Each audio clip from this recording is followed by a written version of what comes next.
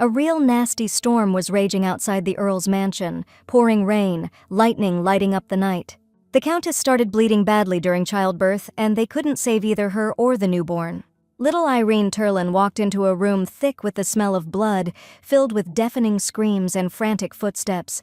The second she saw all that, memories from her past life flooded into her wounded soul.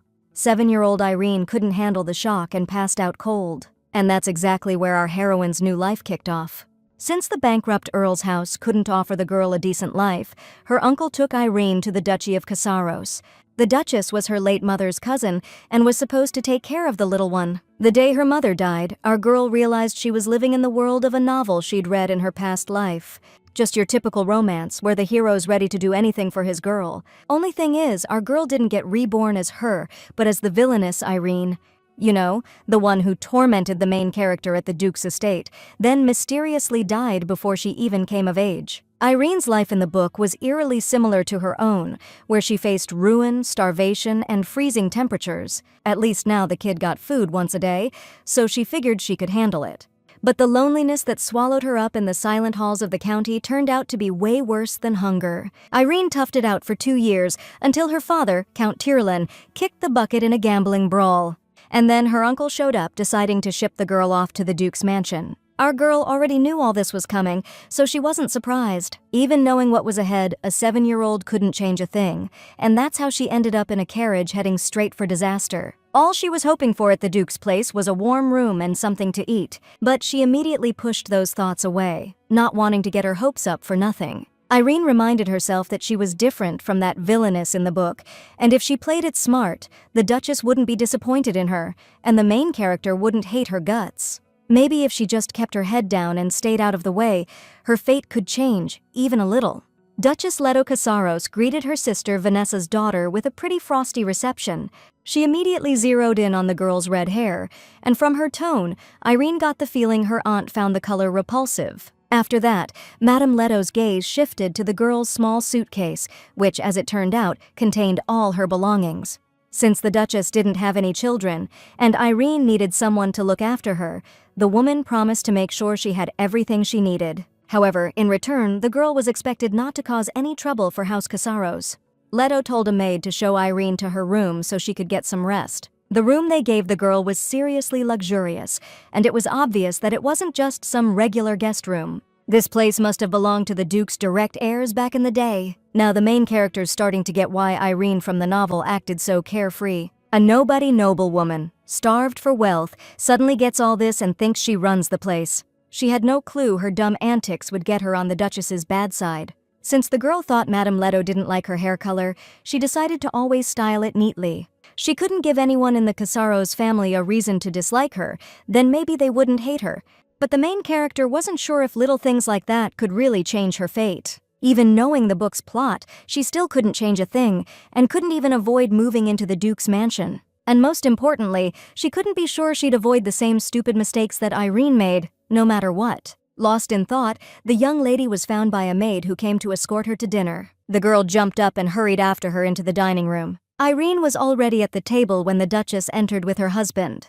The protagonist stood, bowed, and introduced herself to the Duke, observing all proper etiquette. Ampion Casaros immediately noticed she was too thin for her age, and declared that now that they'd taken Irene in, she was part of their family. He promised the girl all the privileges of the Duke's house, but warned her not to forget her responsibilities. Irene thanked the Duke, and he suggested they begin dinner, heading toward the table. As you'd expect from a military leader who earned his title on the battlefield, Ampion radiated so much authority it was hard to even breathe around him. Irene doubted she'd be able to find any common ground with this man, and that very night the girl came down with a bad stomach. But as the seasons changed and winter arrived, the protagonist had, without realizing it, grown accustomed to this quiet life. Against all odds, everything the Duchess gave her, food, clothes, even the most ordinary stuff, turned out to be ridiculously high-end. This was stuff the heroine couldn't even dream about, not in her past life, not in this one. One day, the Duchess announced she'd hired a tutor for Irene, and she was so surprised that Leto thought she hated studying. But the girl quickly assured her that wasn't the case. She just never expected to get an opportunity like that. According to Madame Casaros, as a ward of the Duke's house, she needed a proper education and some serious manners. The heroine, who'd been pretty average at school in her past life, promised to give it her all this time. Irene hoped that the Duchess might finally give her some praise if she showed some decent results. The heroine got so caught up in this peaceful life that she completely forgot about the main event. The girl was so lost in thought that she accidentally dropped her teacup and it shattered into a million pieces. Irene bent down and started picking up the broken shards from the floor. Her personal maid, Lita, immediately rushed to the young lady, insisting that she shouldn't be doing that herself. The girl smiled and apologized, explaining that she was used to doing everything on her own. Suddenly, a commotion echoed from the hallway. It seemed like the whole house was in a frenzy. Irene peeked out the door and saw the servants running like crazy to warn the master and mistress about a visitor. Since our girl had no idea they were expecting anyone, she stepped out onto the balcony to see who it was. Below, she saw a boy with the same golden eyes as the Duke, but with a cocky glint, and she shuddered. In that instant, Irene realized it was Athan Casaros, the male lead of the novel, the one who would lead the villainous "That's Her" to her doom. The wheel of fate, slowly but surely, had made its next turn. The original novel opened with the lines about how this boy was the Duke Casaros' illegitimate son. His mom was a commoner, but right after he was born, she mysteriously vanished with Athan. Then, 7 years later, the day came when he suddenly returned to the Duke's mansion alone. The boy was standing near the portraits of the estate owners when Irene approached him. When Athan turned around, the girl greeted him and told him her name.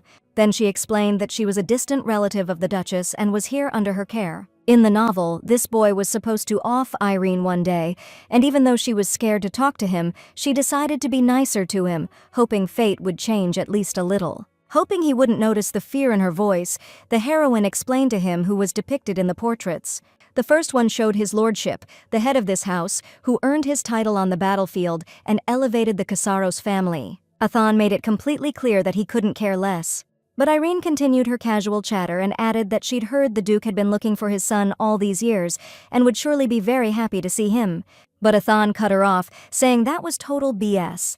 His father wasn't looking for him, he just wanted a replacement, someone to take over. He wasn't about to fall for some fairy tale about a loving dad, like some kind of chump. The heroine was shocked at how cynical this kid was, especially at his age. He must have been through a lot because even in the novel he couldn't stand anyone even mentioning his mom.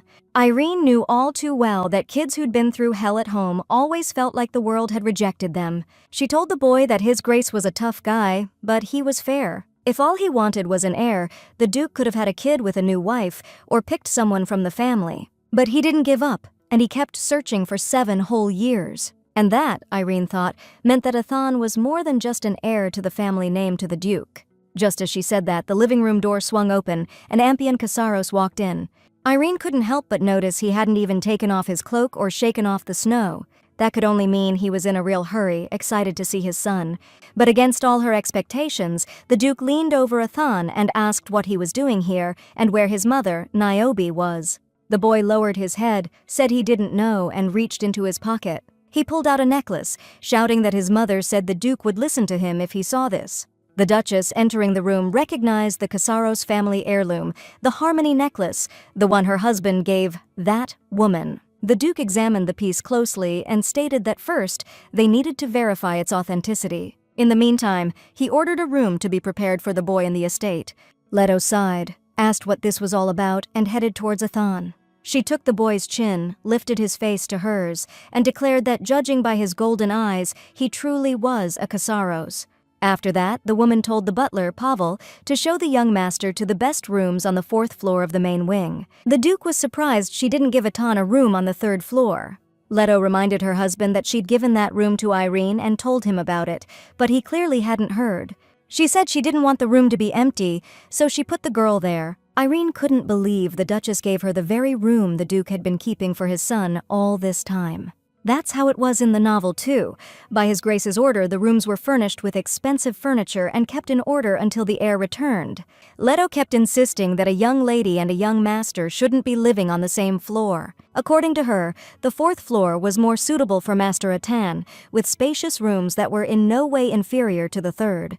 In response, the Duke stated that he completely trusted his wife's judgment when it came to the children's accommodations and left the living room. The heroine was shaking all over because she didn't want to cause any trouble, and now her very presence was causing discord in the house. Once alone with the girl, Athan asked her if she really thought the Duke was happy to see him. He was hoping Irene noticed for herself that the guy didn't even bother to ask his name. The boy glared at her, all pissed off, and told her to leave him alone, saying he just couldn't stand redheads. It hit her then. When Athan looked at her hair, he saw his mother. Duke Ampion loomed over Irene like a massive, angry storm cloud and called her a pathetic nobody. He was furious that this orphan, with no family or status, dared to take the room prepared for the Casaro's heir. The girl tried to argue, saying the Duchess herself told her to stay there. But Lady Leto blew up, saying how dare this ungrateful wretch, after they took her in, try to throw it back in her face. The heroine was shaking all over, repeating again and again that she didn't want things to turn out like this.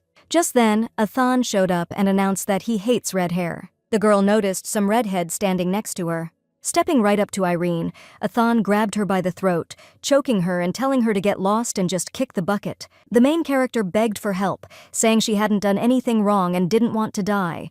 When the girl opened her eyes, wet with tears, she realized it had all just been a nightmare. She dropped her head to her knees, already tired of this recurring dream. Ever since Athan showed up, these nightmares had been hitting Irene harder and more often, and the Duke's mansion was eerily quiet. But that quiet felt more like the calm before the storm, which only made things scarier. In the hallway, the main character ran into Lita, who was carrying books to her room. She rushed over to the maid, offering to help, but Lita preferred to carry the books herself, explaining that they were heavy. Irene kept insisting that she could handle it herself. After thanking Lita for her concern, she snatched the books and bolted to her room. The girl just couldn't get used to being taken care of. Lita was always swamped anyway, so Irene figured if she could handle something herself, she would. As she was heading up the stairs, she suddenly bumped into Athan, who was coming down.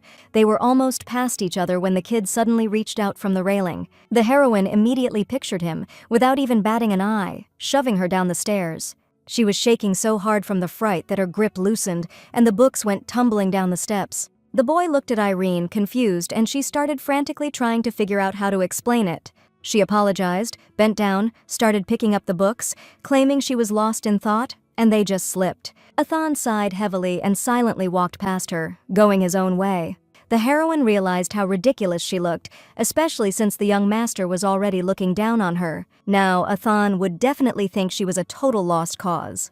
As Irene walked past the window, she suddenly noticed the boy heading towards the forest. He wasn't wearing a coat, and it was freezing cold outside. Her first thought was worry that he might catch a cold, but then she remembered his scornful look and turned away from the window, deciding she shouldn't worry about someone who only had snide remarks for her. Athan stood in the freezing cold, staring out at the empty, snowy distance. Suddenly, a familiar voice came from behind, telling him to go home because it would be dark soon. Turning around, he saw Irene. She'd come after him after all and brought a warm cloak. Standing sideways, the boy asked what she was doing out there. Irene smiled and said that even though it was still part of the duchy, you could easily get lost here if you didn't know the way. Even though Athan said it was none of her business, she admitted she was worried about him.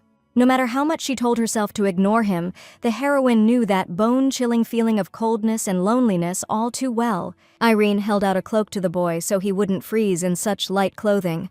She suggested he keep walking if he wanted to, and then they could return to the house together. Suddenly, Athan smirked menacingly, stepped right up to Irene, and with a sneer, pointed out how hard she was trying. According to him, she was constantly pretending to be kind, acting all grown up, fussing over the mansion, and even brown-nosing the maids. He figured she liked feeling superior to everyone else, playing the do-gooder. Then Athan twisted his face in a grimace of disgust and said her fake expression made him want to hurl. With those words, he turned around and, without taking the cloak from her hand, stomped off. Irene was crushed because she genuinely loved making everyone smile. The unfairness of what was said about her just filled her with rage. Athan hadn't even taken a few steps when a snowball smacked him in the back of the head. The kid whirled around, totally confused about what Irene was doing. She shot back that he was right, and she shouldn't have worried about him at all. Then Irene ran up to Athan, shoved the cloak into his hands, and told him to do whatever he wanted because she was done thinking about him. Saying she couldn't get sick and cause trouble, she turned and headed for the house. Irene tossed over her shoulder that, unlike him, she couldn't just do whatever she pleased. But suddenly, Athan grabbed her wrist, stopping her from leaving, and asked how they were so different. She calmly reminded him that he was the heir to the Duke's estate. But what Athan didn't get was what the title meant when his dad couldn't care less, and the Duchess just saw him as a nuisance. Deep down, he was sure Irene looked down on him just the same. The girl didn't even bat an eye, just calmly asked why he didn't leave then. Athan was actually thrown off by how blunt she was being. Then he turned away and said she wouldn't get it, since she was born with a silver spoon in her mouth. Irene sighed heavily in response and said she was jealous of him. Athan could be a jerk, rebel, do whatever he wanted, and they'd still keep him in this house. Meanwhile, she didn't have anywhere else to go to escape the cold and hunger, so she had to play along, serve, and suck up just to keep from getting kicked out. And even though her being so agreeable and fake made him sick, it was the only way she could make it through another day. The next day, on her way to dinner in the dining hall, the heroine was thinking about the mess she'd made. She'd been trying so hard to avoid beef with Athan, and now he probably straight up hated her guts. The thought that everything would keep playing out like in the novel really bummed Irene out. She sighed, and suddenly Athan's voice came from behind, pointing out how loud she was being. His showing up in the dining hall surprised her, since up until now the kid had ignored all the Duke's invites. She went over to him to find out why he was still standing there. Turns out, Athan just didn't know who sat where and where he was allowed to sit. Glad that he wasn't still mad about yesterday, Irene showed the boy his spot and pulled out his chair for him. The girl had no doubt that the Duke and his wife would be happy to see Athan at dinner. After that, an awkward silence filled the dining hall, as the heroine had no idea what else to talk about. After that blow-up, she was too ashamed to even look him in the eye. Finally, the Duke and Duchess walked into the dining room, and Irene breathed a sigh of relief. But then, Lady Leto came up to the table and shot Athan a nasty look that made the kid shrink back in his chair. She said he was sitting in Irene's spot and demanded to know who gave him permission to do that. The Duchess scanned the servants, asking who showed Athan to the dining room, but he just clammed up, totally lost. That's when the heroine jumped in to defend him, admitting that she gave him her seat. The girl smiled and added that Athan, as the heir to the family, should be sitting there anyway. The Duke was tired of the whole thing and suggested everyone just start eating. Irene sat down, once again realizing you can't relax for even a second in this house. Athan, sitting across from her, stared thoughtfully at the girl and couldn't take his eyes off her for a long time. All that tension at dinner messed with her stomach again, something that hadn't happened in ages. She left the bedroom and headed to the kitchen for some medicine, but ran into Athan along the way. When Irene asked what he was doing in the hallway so late, the kid suddenly turned red. Looking super embarrassed, he confessed he was heading to her room to talk about something. She immediately figured he was there to talk about what happened yesterday. And just then, some noises started coming from the Duchess's bedroom. Hearing an unfamiliar guy's voice, Irene immediately covered Athan's ears, saying he shouldn't be listening to that. At the same time, she was trying to figure out whose voice it was, since His Grace had left the estate right after dinner. Meanwhile, Athan was trying to get her hands off his ears, 'cause he wanted to hear what was going on in the Duchess's bedroom too. Even though the Duke was the first to betray his wife, Irene didn't want to believe Lady Leto was cheating on him, because that could turn into a real mess. Athan finally managed to break free from the girl's grip, who immediately signaled him to be quiet. Just then, a voice from the bedroom asked if anyone was outside the door, and the kids froze in fear. The heroine frantically tried to figure out what to do now, because if the Duchess thought she was eavesdropping, she'd definitely hate her. Nothing came to mind, and Irene started shaking with terror. Athan noticed this, took her hand, and told her to stop trembling like a leaf. After that, he pulled the girl along the corridor. The heroine felt a very strange sensation. Just yesterday she was afraid to get close to Athan, but now she felt much calmer next to him. Suddenly, the boy stopped short, and when Irene looked up, she was surprised to see the Duke standing in front of them. Trying not to show that anything was bothering her, she acknowledged that His Grace had returned, having finished his business early. To the Duke's question of what they were doing together in the hallway so late, Irene replied that she had a nightmare. The girl said she was scared to be alone, so Athan was comforting her. Suddenly, the Duke smiled and complimented his son for acting like a true Casaros. Irene was happy to see Athan's pleasant embarrassment as he received praise from his perpetually gloomy father. Hoping this incident would bring them closer, she squeezed the boy's hand tightly in her own. Ending the conversation there, the Duke told the children to return to their rooms and headed towards Leto. Irene shuddered, realizing this absolutely couldn't happen. If Amphion goes to his wife now, he'll find her indisposed, and their already fragile union will shatter. And as a relative of the Duchess, she'd be kicked out of the house without a second thought. So Irene immediately rushed after the Duke to stop him. When he turned to her, she mentally cursed herself for what she was doing, knowing she probably couldn't stop him anyway. "Head down," Irene mumbled that she was still scared to go back to her room. But then, to her surprise, the Duke ordered Paul to bring 3 cups of warm milk to the living room. He said warm drinks calm the mind and promised to stay with the kids until she felt okay going back to her bedroom. Irene and Athan exchanged glances, realizing the Duke could actually be a lot nicer than they thought. Peeking out of her bedroom, Leto saw her husband heading to the living room with the kids. The next day, the Duchess ordered Irene to be brought to her first thing in the morning. On the way, the heroine was plagued with thoughts that Lady Leto suspected something.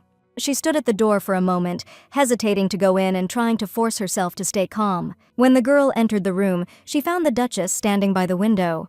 Ignoring her greeting, the woman got straight to the point, saying that even though Irene might think she did her a favor yesterday, her interference was uncalled for. Since the girl didn't get it, the Duchess asked what she thought she was up to last night.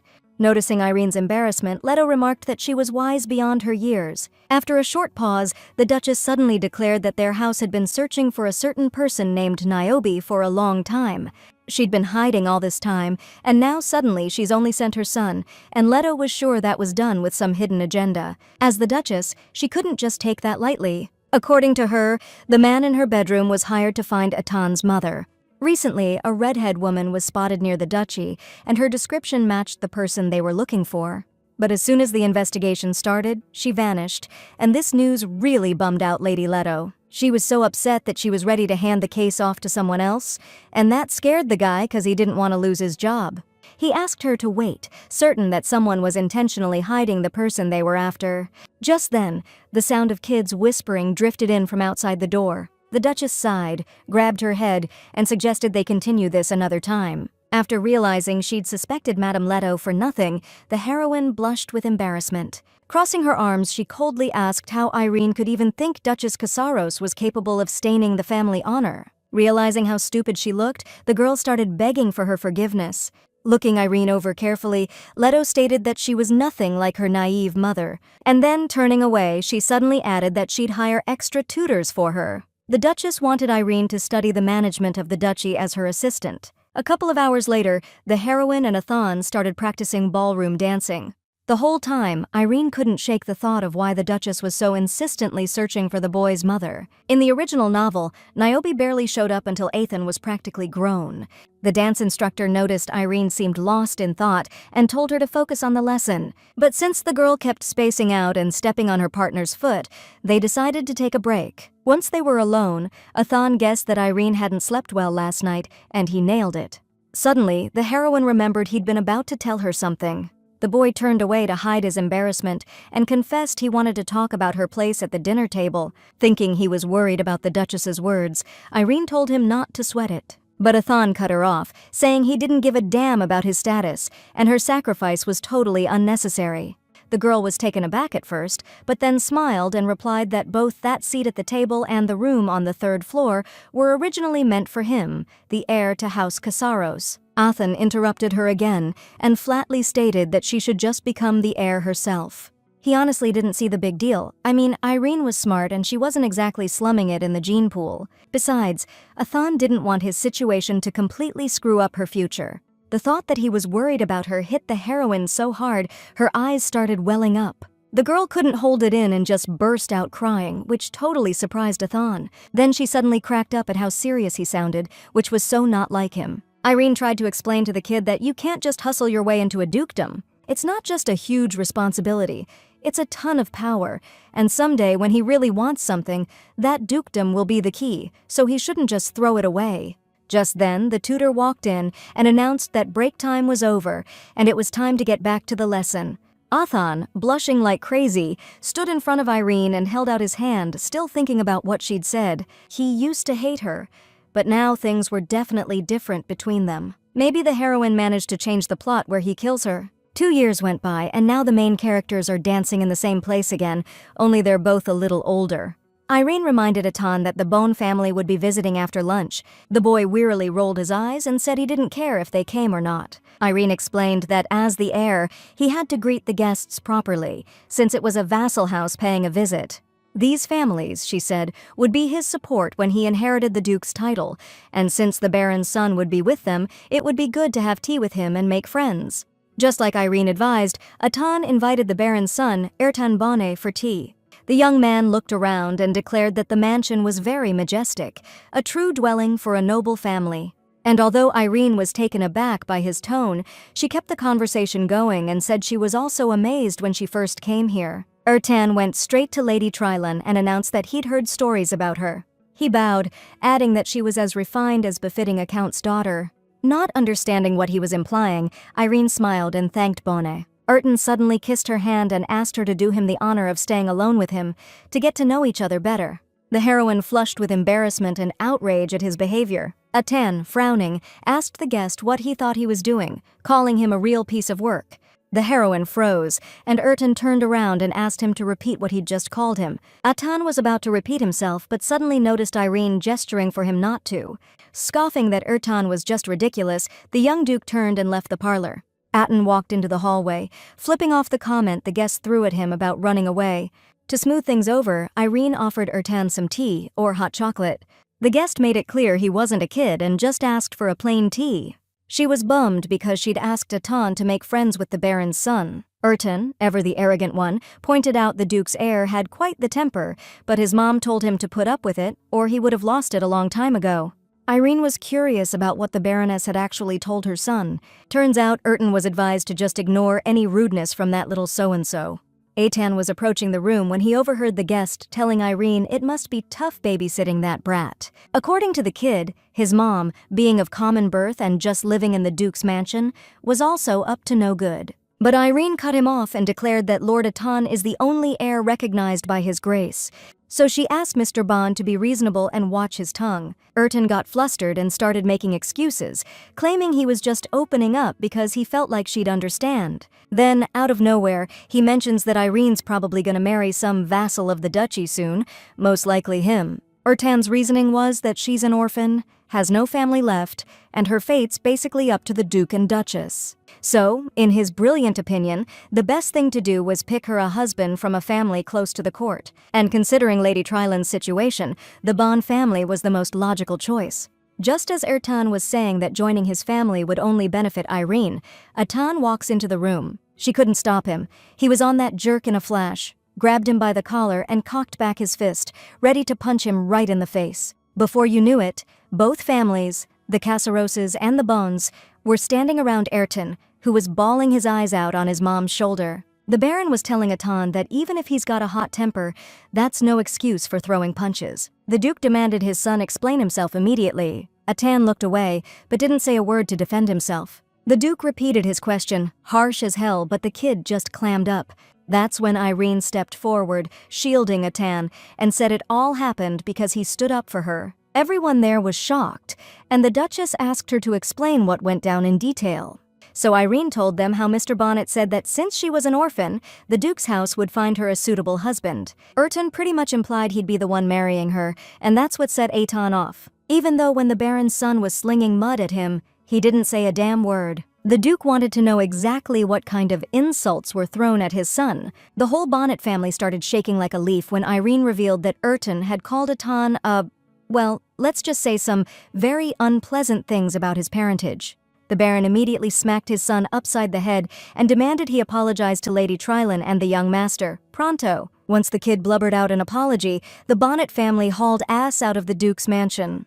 The Duchess was absolutely livid and told Irene she didn't raise her to just take that kind of crap lying down. She said his grace was furious too, and the Bond family was gonna pay big time for their nerve. The heroine didn't know why the Duchess was so fiercely defending her.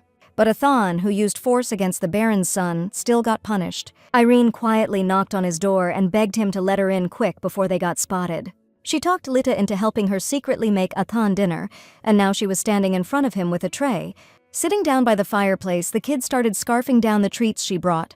Irene was glad the Duke hadn't noticed anything, and the Duchess let her skip dinner. Atan looked up at the girl and asked if she was mad about what Ertan had said to her. Irene smiled and said it was ridiculous, even kinda cute.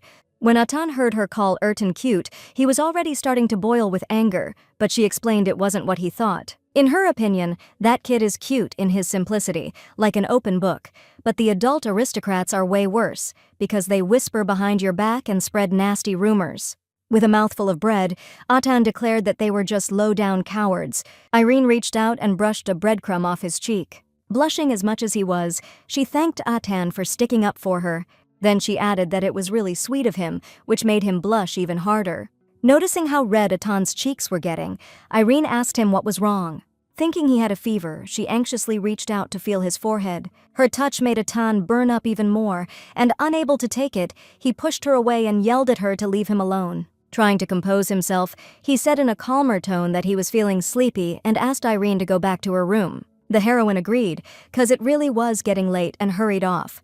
Before she left, she reminded him they had classes tomorrow and told him not to even think about skipping. Atan grumbled after her that he'd rather sleep in than waste time on that crap. Hearing the irritation in his voice, the heroine stopped and asked if he was going to throw a fit and get punished every time something rubbed him the wrong way. Then she added pretty sharply that Atan needed to get a grip and deal with the situation. The boy was quiet for a sec, then asked if she'd refuse to marry Bonnet if he went to class. Since Irene didn't get his question, he asked if she'd marry the Baron's son if she was ordered to.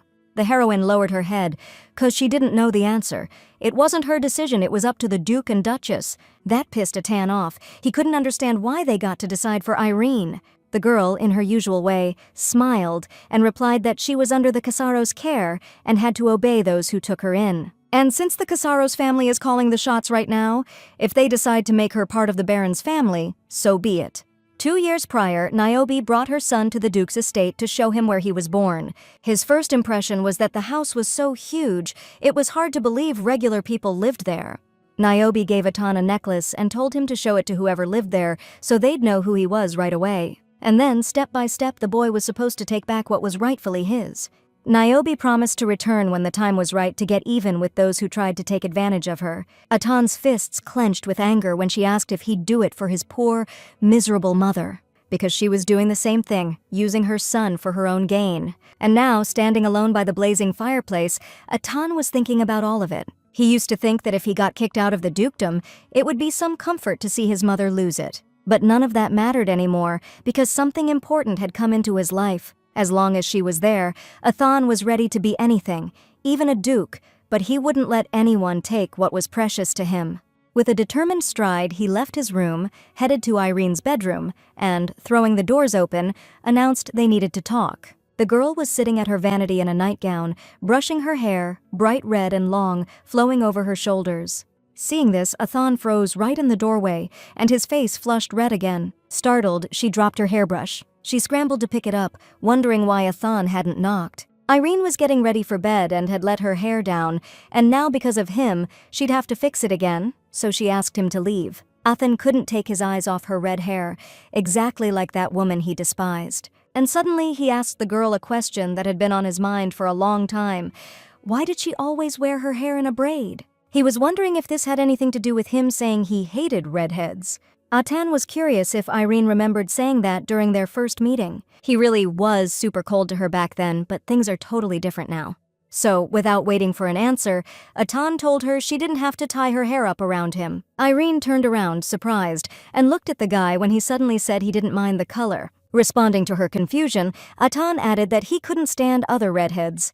Then he walked up to Irene, leaned in, gently touched a strand of her hair, and said she was different and her hair was beautiful. Staring into his eyes, totally flustered, she blushed, and an awkward silence filled the room. Finally, she pulled herself together, stood up, and asked why he even came in if he was going to sleep. Atan was lost in thought, staring at his empty palm, where Irene's soft hair had just been. Then he caught himself, cracked a smile, and announced he was finally going to get serious about his studies. Irene was stoked to hear he finally understood how important it was. Atan admitted she was right, and he needed to get his act together because he'd found something here he'd defend with his life. The girl looked at him confused, totally not getting what he was talking about. Meanwhile, all he could think about was that no one, ever, would take Irene away from him. From that day on, Atan really did start studying a lot harder. And just like that, in the blink of an eye, another 3 years flew by, and our girl turned 14. It was a sunny day, a nice breeze was blowing, and Irene felt like taking a little walk.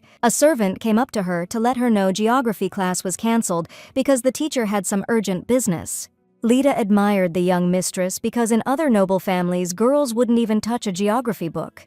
Little did they know, Irene was soaking up all this knowledge so she could survive if things ever went south. All these years, the heroine's been getting the same education as the direct heirs. The Duchess herself taught her everything a proper noble lady should know, but this perfect life couldn't last forever against the plot's demands, because in the original story, Irene didn't even make it to adulthood. And even though she and Atan were close now, she didn't know what the future held, and if she wanted to survive, she had to get out of here. Lita didn't rule out the possibility that the Duchess wouldn't let Irene marry since she's so smart and useful to the family. Even though the heroine didn't think so, the maid insisted that in some families, women are the ones who inherit the lineage. Irene cut her off and stated firmly that the Casaros family already had a legitimate heir. She just saw herself as a freeloader and was sure that wasn't going to happen. The maid got flustered, saying that wasn't what she meant, but Irene already knew that. She just asked her to be more careful. Look, if she ever has to leave, Lita will still be serving the Duchess, and words like that could mess things up for her. Just then, Athene's voice boomed from behind, asking what the heck she was even talking about, leaving and all. 12-year-old Athene was standing behind her, soaked from his fencing practice. Irene smiled and asked if his lesson was over, but the kid just yelled at her, demanding she not dodge the question. Then he stepped closer and, staring right into her eyes, asked if it was true she was planning to ditch this place. Irene turned to Lita, who was totally stunned by the scene, and told her to head on ahead. After that, she sighed and told Athene he needed to work on keeping his cool, since a future duke can't just fly off the handle like that. Ignoring what she said, the kid kept pushing, trying to find out if the Duchess had ordered her to get lost from the estate. Irene facepalmed, thinking that Athene, just like Lita, needed a serious lesson in watching what he says. In a totally calm voice, she tried to explain to the kid that in a few years, she's going to have her debut in high society. She couldn't just rely on the Duke's good graces forever. She needed to get ready to stand on her own 2 feet. With that, she offered him a handkerchief to wipe the sweat off his face, but he grabbed her wrist. It was like he'd just realized Irene was planning to leave. She smiled and confirmed it again, reminding him that she was just a guest in this house. Adding that sooner or later she'd have to go, Irene finally wiped his face.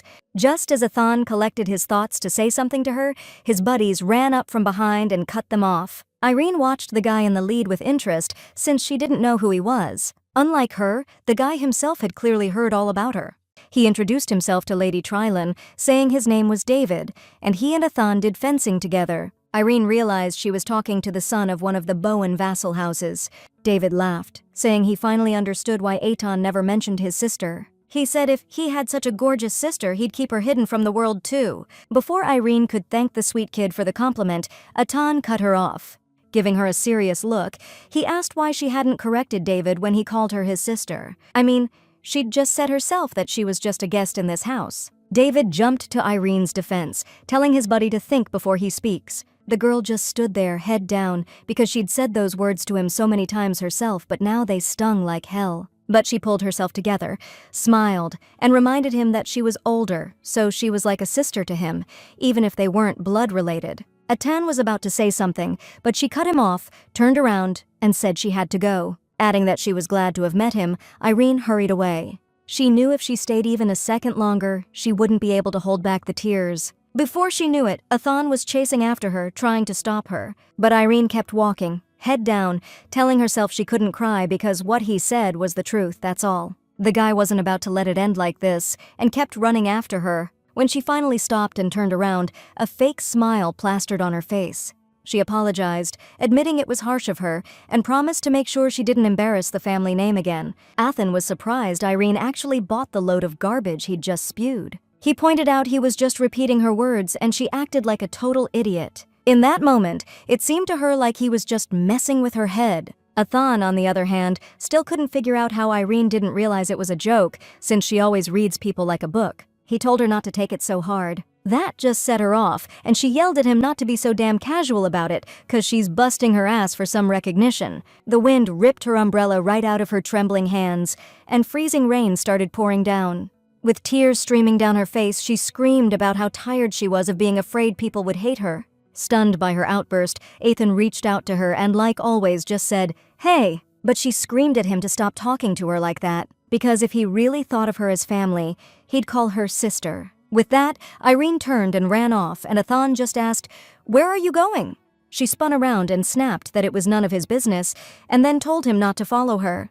Soaked to the bone, she trudged through the mud and puddles in the forest, feeling like everything she'd bottled up for years was finally exploding out of her. Irene spent her whole life just trying to be worthy of love, but she ended up snapping at Athan, who, even though he was taller now, was still just a 12-year-old kid. The heroine suddenly remembered his confused face when he tried to stop her. She decided she needed to go back and apologize to him. But first, she had to find her way back, and the storm was just getting worse. Startled by a clap of thunder, she lost her balance, realized she was falling, and squeezed her eyes shut. But a strong man's arm caught Irene, stopping her from falling. Athan pulled her close and told her not to be scared because he was there. The heroine recognized those arms, that voice, and realized he'd come looking for her. Irene turned to Athan, worried, and asked why he was alone. Turns out the guards were out searching too, combing the other side of the forest. She just couldn't figure out why he came along with them instead of delegating it. After a moment of silence, Athan suddenly confessed that the word family had never meant anything good to him. The woman who gave birth to him just dumped him. The Duchess hated him just for being born, and the Duke was always cold, unreachable, and distant. Tears streamed down Athan's face as he admitted that he hated the very idea of family, and he didn't want Irene, his sister, to become that kind of family for him, but that didn't mean he thought of her as a stranger. So he looked up at her and begged her not to leave him. The heroine looked at Athan, who, even being the stubborn guy he was, had so sincerely confessed his feelings and vulnerability. She hugged him tight, thanked him for calling her his sister, and promised to always have his back. The guy was taken aback at first, then pulled Irene close and smiled. Just then the guards finally showed up. And so, after making amends in the summer rain, the guards escorted the young masters back to the Duke's mansion. Turns out, back at the house, Irene's sudden escape had caused total chaos. Athan held the heroine's hand tightly, and she could tell from the Duke and Duchess's faces that they were definitely ticked off. The Duke gave Irene a stern look and asked what possessed her to run off like that. The girl hung her head, thinking she'd let the Casaros family down and not knowing what to say. Still holding her hand tight, Athan declared that she left because of him. Despite Irene trying to stop him, he confessed that he dared to call his sister just a regular guest in their house. The heroine frantically insisted it wasn't true, but Athan just stated the facts. The Duke and Duchess watched in silence and surprise for a moment as they tried to cover for each other. Finally, Ampion cut Irene off, saying that whatever the reasons, leaving the residence without permission was unacceptable. Half the guard had to comb the forest in a heavy downpour. What's more, according to the Duke, Irene caused the family worry, and she should think about her behavior. The heroine looked up at His Grace in surprise, since he had just called them family. Since the responsibility for Irene's upbringing fell on the Duchess, Ampion decided that she would determine the girl's punishment. After thinking for a moment, Leto declared that both Irene and Athan would be under house arrest for a week. After that, she told them to take a hot bath and drink warm soup before bed so they wouldn't catch a cold. With these words, the Duke and Duchess turned and headed to their room. The heroine was thrown by that decision. She was expecting way harsher punishment. Light came up and offered to escort the young lady. On the way, Irene suddenly realized that the Duke and Duchess were maybe so disappointed in her that they didn't even see the point of scolding her. But those heavy thoughts were interrupted by Athan, who caught up to her and grabbed her hand. He told her not to overthink things and just take a hot bath and relax. Irene thanked him for everything and told him to go straight to bed too once he warmed up. Watching her go, Athan sighed and touched his lips to the hand that had just held hers.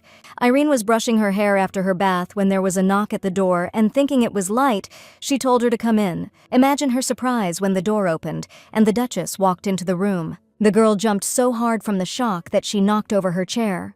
When the Duchess asked what had scared her so badly, Irene said she just hadn't expected to see her there. But the truth was, the thought that Leto was still ticked off at her just wouldn't leave her alone. Just then, in the mirror's reflection, the girl noticed her hair.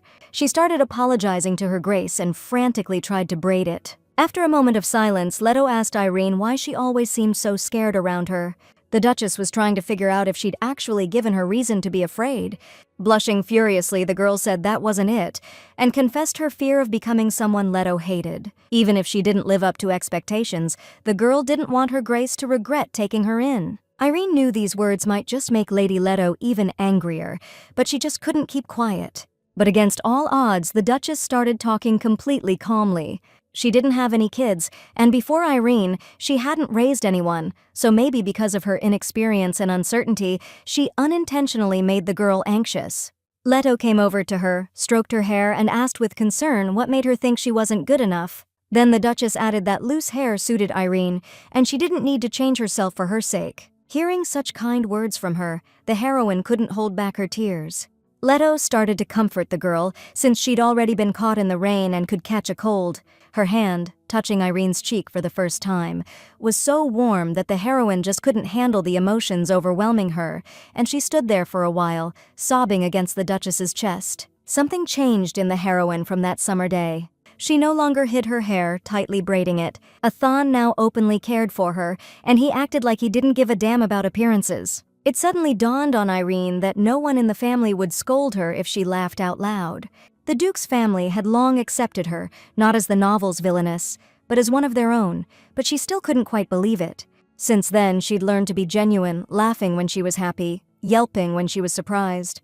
Irene could even afford to sulk and lock herself in her room if she was mad about something, and another 3 years passed like that. It was a nice warm day, and the heroine was sitting with her friends at a tea party in the garden. Lady Reuven pointed out that most of the young nobles from the south had already gathered in the duchy. Once every 3 years, the Casaros duchy held a tournament to recruit for their knightly order. Their order was famous for its elite warriors, so sons of knightly families and noble houses flocked there at this time. Irene hadn't seen Athan for several days, who, in all likelihood, was also preparing for the tournament. Lady Reuven asked Lady Turlin if she had noticed any particular man, since the girl was already 17, and since Irene replied that she hadn't thought about that yet, she figured her friend was planning to get hitched to someone the Duchess picked out, without even falling for him first.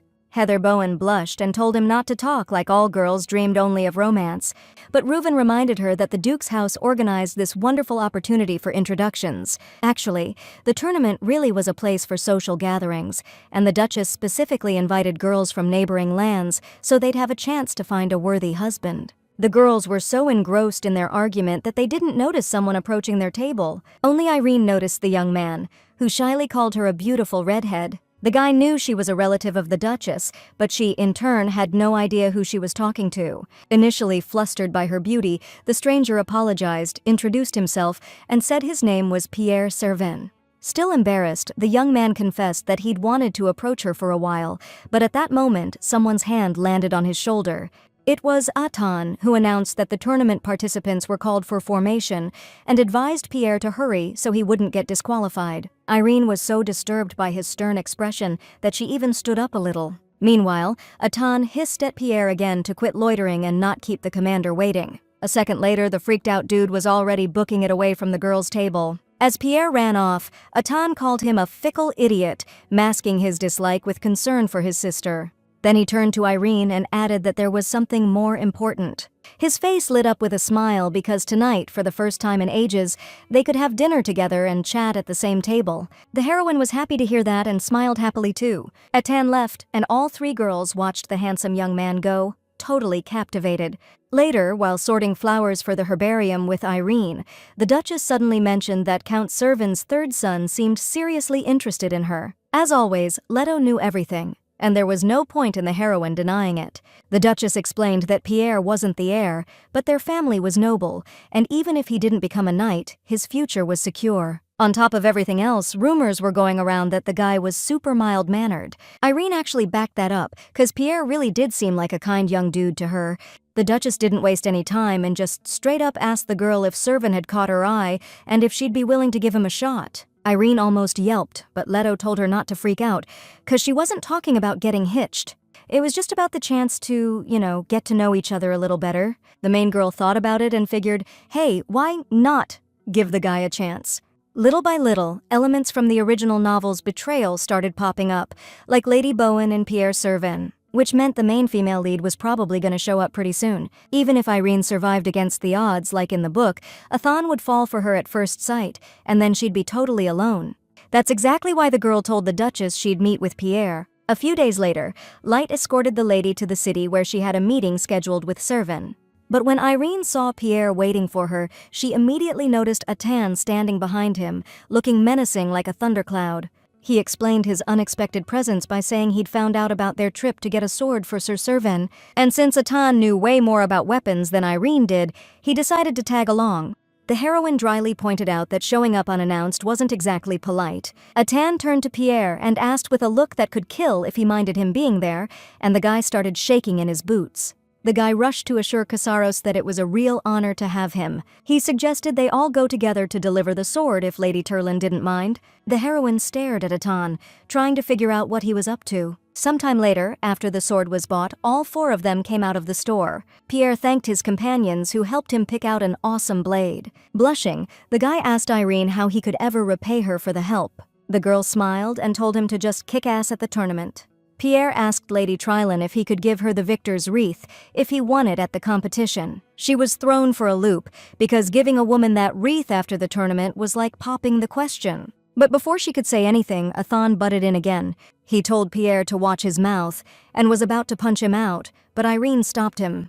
Grabbing Athan's arm, she smiled to ease the tension, and suggested they talk about it if Sir Servan actually wins the wreath. She knew damn well that if he'd punched Pierre, the punishment would be way worse than just missing dinner. Just then, a woman's voice called out to Lady Trilon from behind. Turning around, the girl saw Lady Bowen, who was just heading home from their family's trading house nearby. Glancing at Pierre, the girl figured Irene must be getting pretty cozy with him already. And while the girls were chatting and joking around, Atan just kept getting darker and darker. Suddenly, he had a brilliant idea and called out to Lady Bowen. He announced that Sir Servan was heading in the same direction as her, suggested they walk together, and then shoved the bewildered guy towards her. Both girls stood there completely baffled, not understanding why Lady Bowen would suddenly walk with Pierre. The guy, for his part, was also trying to refuse, insisting he needed to escort Lady Turlin home. In response, Atan abruptly grabbed Irene by the shoulder and pulled her close. He told Pierre not to worry, saying that he and his sister would head home together. Even though the heroine thought the whole thing was ridiculous, she knew it was best to leave with Atan quickly before he made a scene. She said yes, and he just squeezed her hand tighter in his, their fingers interlacing. Later, sitting in the carriage, she asked Atan to explain what all that was about. The guy acted like he had no idea what she was talking about. Irene clarified that she meant him secretly tailing her and ruining her date with Pierre. But Atan kept claiming he did nothing wrong, he just helped a guy buy a sword. She realized it was pointless to talk about it anymore and turned away. Seeing she was mad because he showed up, Atan blushed and sadly lowered his eyes. Irene's cheeks flushed too, and she replied that wasn't exactly it. Hearing that, Atan immediately perked up and asked if he could sit next to her. She frowned again, because he knew damn well she couldn't stay mad when he gave her that look. So she mumbled at him to do whatever he wanted, and Atan just jumped up from his seat right then. He sat down next to Irene, took her hand, hugged her gently, and pulled her close. Atan admitted he was really sorry, and asked her not to frown. She told him to be more restrained next time, and a moment later he was already sprawled out on her lap. From the day the heroine heard his heartfelt words, she just couldn't stay cold towards him anymore. Around other people, Atan was aloof and silent, but with her, for some reason, he became so tender. This time, Irene decided to cut him some slack since he was still a kid, but she was already mentally preparing to give him a piece of her mind next time.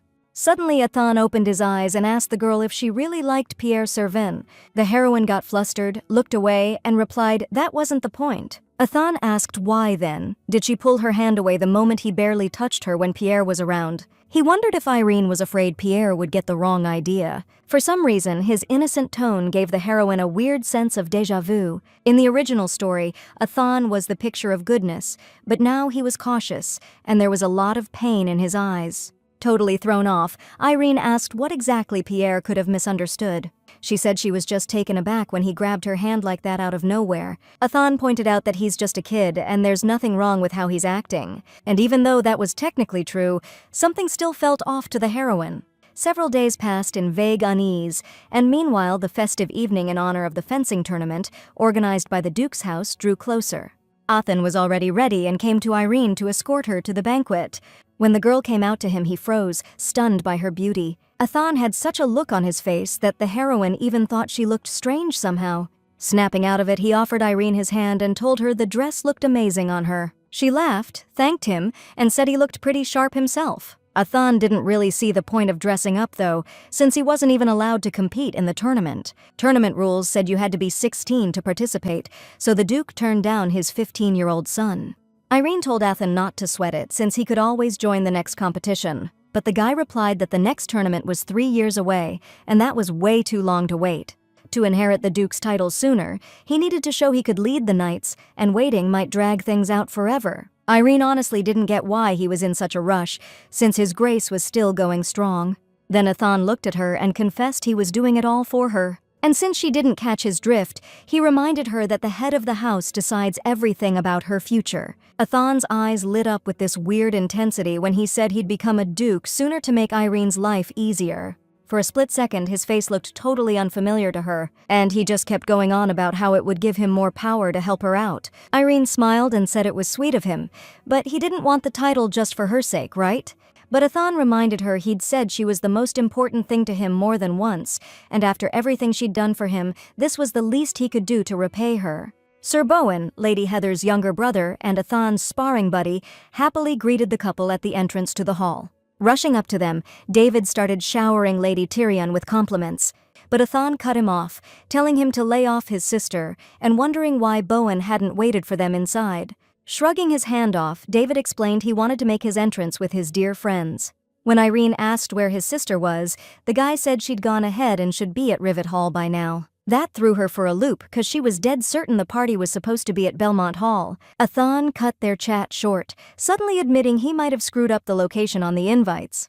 Hearing he'd sent invites to some familiar houses, Irene offered to greet the guests herself and smooth things over, since the halls were close by. Athan promised to apologize to everyone personally, and just then, they noticed a crowd who'd gotten the wrong hall. But as she got closer, the heroine caught some weird whispers going around among the guests. Athan walked over to the crowd to figure out what the heck was going on. One guy explained that when the guests arrived, the hall door was locked, and they figured they were in the wrong place. But then they heard a commotion inside, and when they finally got the door open, they saw Sir Servan and Lady Bowen getting a little too cozy. Hearing that, Irene was floored, not understanding what Pierre and Heather were doing in there together. David immediately rushed to his sister, wanting to know if she really intended to be alone with Sir Servan. Pierre looked totally lost, and Heather was starting to tear up.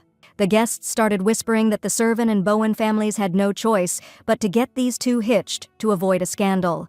Irene decided she needed to grab the Duchess ASAP to smooth things over. She turned to find Athan and suddenly noticed him standing there smiling, watching the whole thing go down. His reaction was pretty weird. I mean, anyone else would be freaking out in this situation. But Athan didn't seem worried at all, even though Heather was his close friend's sister. No need to get the Duchess, because a second later she showed up in the ballroom herself, demanding an explanation. Like a seasoned conductor, she took control of the situation, and the guests were smoothly ushered into the right room. Heather and Pierre got a chance to bail on the party under some fancy excuse, and the Duchess dragged Athan away with her, demanding answers, and her face was colder than usual. Later, Leto called Irene in, but for some reason, she didn't start talking for a long time. Seeing how bummed out she was, Irene couldn't figure out what Athan could have said to her. When the Duchess finally got her thoughts together, she suddenly looked up and, staring straight into Irene's eyes, unexpectedly told her to stay away from Athan. The woman was sure that kid would stop at nothing to get what he wanted. According to her, his mother, Niobe, was exactly the same way. The Duchess could still picture Athan's face when he deliberately mixed up the rooms on the invitations, and didn't feel a shred of remorse. Irene tried to defend the guy, saying he wasn't anything like Niobe and was trying to be a worthy heir. But Leto cut her off and yelled at her to do as she was told. Irene flinched, and the Duchess, frowning, added that she was doing it for her own good. When Irene left the room, a smiling Athan was already waiting for her in the hallway. He said he knew she'd be devastated, and he couldn't just leave her alone after something like that. Athan put his arm around her and said he couldn't believe Servan would stoop so low. Daring to flirt with Irene while secretly seeing someone else, and with her close friend, no less. She looked at Athan and asked if he knew about their relationship, and deliberately mixed up the invitations to make them look bad. After a short pause, he said that wasn't the case, and then asked if the Duchess had told her that. Even now, Athan didn't show a shred of remorse, and Irene had never seen him like this before. She yelled at him to stop pretending and just admit why he did it. Athan walked up to her, cupped her face in his hands, and looking straight into her eyes, said it was just a coincidence and the Duchess was overreacting. His face instantly changed again, becoming almost sad that she didn't believe him. Then Athan added that, as the Duke's heir, he wouldn't intentionally undermine his own credibility. The heroine stared into his eyes, but the Duchess's words kept replaying in her head, that he'd done all this because of her. Irene hadn't rejected the advances of that servant guy, so Athan figured he had to take things into his own hands and take care of the competition. But the girl still couldn't wrap her head around why he'd do any of it. The Duchess just couldn't pretend she didn't see it anymore. She told Irene to remember that Athan's eyes were always only on her. The guy stroked her hair, kissed her forehead, and kept saying he wasn't capable of something like that, unless it was about keeping her safe. The heroine looked at him, becoming more and more convinced that the Duchess was right. Athan noticed her shivering and, thinking she was cold, suggested they go inside. He offered to walk her home and asked her to just trust him. In that moment, Irene finally realized Athan was obsessed with her. After what went down at the pre-tournament ball, the heroine felt super awkward around Athan. She spent days holed up in her room, skipping even dinner. Irene kept racking her brain, trying to figure out how to act around Athan if the Duchess was telling the truth. She never imagined she'd be in a situation where he'd be so fixated on her that it would all go south. Suddenly, the heroine remembered that an invitation to this year's debutante ball had just arrived from the capital. If she keeps busy with the preparations, she can keep her distance and maybe, just maybe, his interest in her will fade. Lost in these worries, Irene didn't even notice how time flew by, and before she knew it, she and Athan were heading to the capital for the ball. The Duchess wanted to go with them, but she wasn't feeling well and couldn't make the trip. Before saying goodbye, Leto double-checked that Irene was keeping her distance from Athan. The girl replied that she'd arranged for them to leave for the capital on a different day on purpose. The Duchess told Irene to take care of herself, since the journey was long and would take several days. Suddenly, the main character felt really sick on the road. She couldn't catch her breath, and it felt like the carriage was about to flip over. Suddenly, she remembered that in the original story, Irene died because of this very thing. There weren't any details, but everyone suspected that Athan, who hated her, had arranged for it to happen. But what if he had nothing to do with it? And today was just the day Irene was supposed to kick the bucket according to the plot. The main character was shaking all over, and her body was covered in a cold sweat. Lita rushed to her mistress, trying to calm her down and get her to breathe. Suddenly, a command rang out from outside to stop the carriage immediately, and turning to the window, Irene saw Athan. A little while later, they were sitting on the grass, and he was holding her hand, letting her head rest on his shoulder. The heroine finally felt better and thanked Athan for his help. He suggested Irene stay in the nearest town so she could recover her strength. She refused, claiming she was already fine, but she was curious how he'd ended up nearby. Turns out, he couldn't just let her go to the capital alone. He prepped everything she'd need, sent her stuff in a second carriage, and then rode to catch up with her. Athan pressed her hand to his cheek and anxiously asked if she really hated him that much. She'd been avoiding him ever since that night, and if he'd messed up again, he was ready to go back to the estate. His trembling, pleading voice brought Irene right back to that stormy day when he was only 14. She remembered hugging him back then and promising to always be on his side. Then she cupped Athan's face in both her hands and asked him to look up. Looking him in the eye, she smiled and asked, "How could she ever hate him?" Athan smiled back, and she gently rested her head against his forehead. Irene explained she just wanted him to become a duke worthy of everyone's respect. And because that was her wish, Athan vowed to make it happen no matter what. He swore it to her, saying her desires were his command. It was getting late when Lita announced they'd finally managed to find a hotel. During the journey, she'd had plenty of time to think things over and make up her mind. If fate had really tied her to Athan like this, then it was her duty to make him the good guy he was in the original story. Strangely enough, all the worries that had been tormenting her just vanished into thin air. After 3 days, they finally made it to the capital. After settling into the Duke's city residence, they immediately went to visit Marquis Stefan. Irene was a little tense, since the main character of the novel lived in this very house. Walking through the estate's hallways, she tried to picture what Hestia was like. The butler suggested they wait for the Marquis in the drawing room, but they barely stepped inside when shouting erupted. Some girl was claiming she didn't steal the blue topaz and was pissed that her mom always believed Hestia. Irene watched the two sisters arguing, totally confused about what was going on. Suddenly, one of them tried to grab the other's hand, but she shook her off and lost her balance. Athan managed to catch the girl, using his hand and knee to break her fall, and their eyes met. Hearing the worried cries of her mother and sister, Irene realized that this was the main character of the novel. The Marchioness introduced her daughters to the guests, the elder Vesta and the younger Hestia. The woman said that even though they're twins, the girls have totally different personalities. The younger one's always shy, but you can't say the same about the older one. The Marchioness turned to Vesta and demanded she apologize to the guests right now. The girl didn't get why she always had to be the one saying sorry. She wasn't the one who swiped the topaz, and she didn't shove Hestia on purpose either. Shouting that it wasn't fair, Vesta spun around and bolted. The Marchioness started apologizing to the guests for her, but Irene quickly reassured her that everything was fine. The protagonist felt Hestia's intense gaze on her. She looked way younger than she expected. She wondered if the girl had already managed to charm Athan, just like in the novel. Irene glanced at him, trying to figure out what he felt when he first saw Hestia.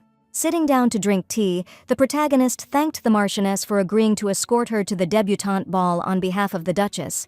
Lady Stefan couldn't refuse after the heartfelt letter she received from Leto Casaros. The Marchioness said she would have invited us to stay for lunch, but as we could probably tell, the timing wasn't ideal. Athan told her not to worry, since Irene and he were tired from the trip, and stood up. But before he could excuse himself, a young, blonde-haired dude walked in, introducing himself as Jupiter Stefan. The Marchioness was happy about her son's sudden visit and asked him to see Sir Casaros and Lady Turlin out.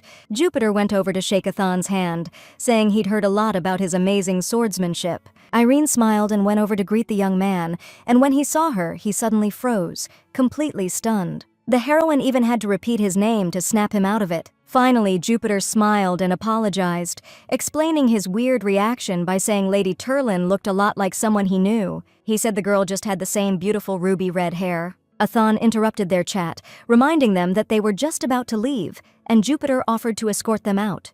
Hestia, who'd been quiet and reserved until now, suddenly asked if she could tag along with the guests too. My brother chuckled, saying the young lords must have made quite the impression on her. Right at the gates, Jupiter asked Irene to visit his sisters sometime while she's in the capital. He said Lady Turlin could be a great role model for them, and they could even throw some kind of get-together for that. But Athan cut in, arms crossed, suggesting that before throwing any parties, they should probably get the sisters to patch things up first. After he said that, Hestia's cheeks flushed red, and tears welled up in her eyes. Completely ignoring her, Athan added, not to be rude, of course, but his sister is a very busy person. Hestia kept crying quietly. Irene stared at Athan in disbelief, and a bewildered Jupiter could only politely agree. Casaros, acting like nothing happened, smiled, said goodbye, and led Irene to the carriage. On the way to the residence, the heroine thought about how foolish she was to expect anything different. Athan didn't react to Hestia at all, and their relationship was nothing like it was in the original story. Noticing the pensiveness on her face, the guy asked if she was mad about him being so blunt. But Irene was actually grateful he stepped in. She didn't want to deal with those sisters any more than she had to. Athan suggested taking her around the capital the next day, showing her all the cool stuff. She loved that idea. No point in worrying now, she just decided to enjoy their time together. The next morning, she was primping in front of the mirror, getting ready for their outing. Irene had heard there was a huge library in the capital and wanted to suggest they check it out. Suddenly, Lita burst into the room saying something terrible was going down in the city. Yesterday, a nobleman kicked out a maid, accusing her of stealing some jewels. The heroine instantly remembered the Stefan sisters' argument she and Athan had accidentally witnessed. Turns out, they chopped off the accused maid's hand for the alleged theft. After that whole thing yesterday, this info's got Irene seriously freaked out. She asked Lita if that maid worked at Marquis Stefan's place, but the girl had no clue.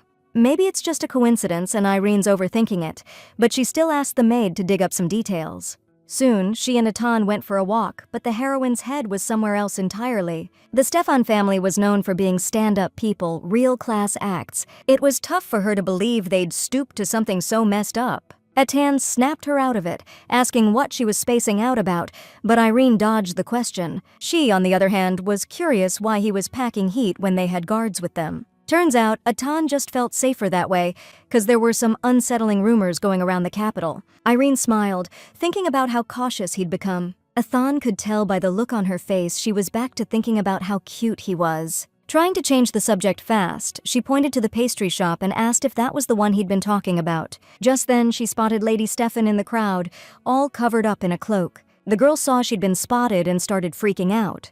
But keeping up appearances, she walked over and greeted Lady Turlin and Sir Casaros. Irene immediately started grilling her about why she was in the square alone, without guards or servants. Suddenly, Hestia grabbed her hands and, with tears in her eyes, started begging for help. The three of them ducked into the nearest pastry shop to talk everything over in peace and quiet.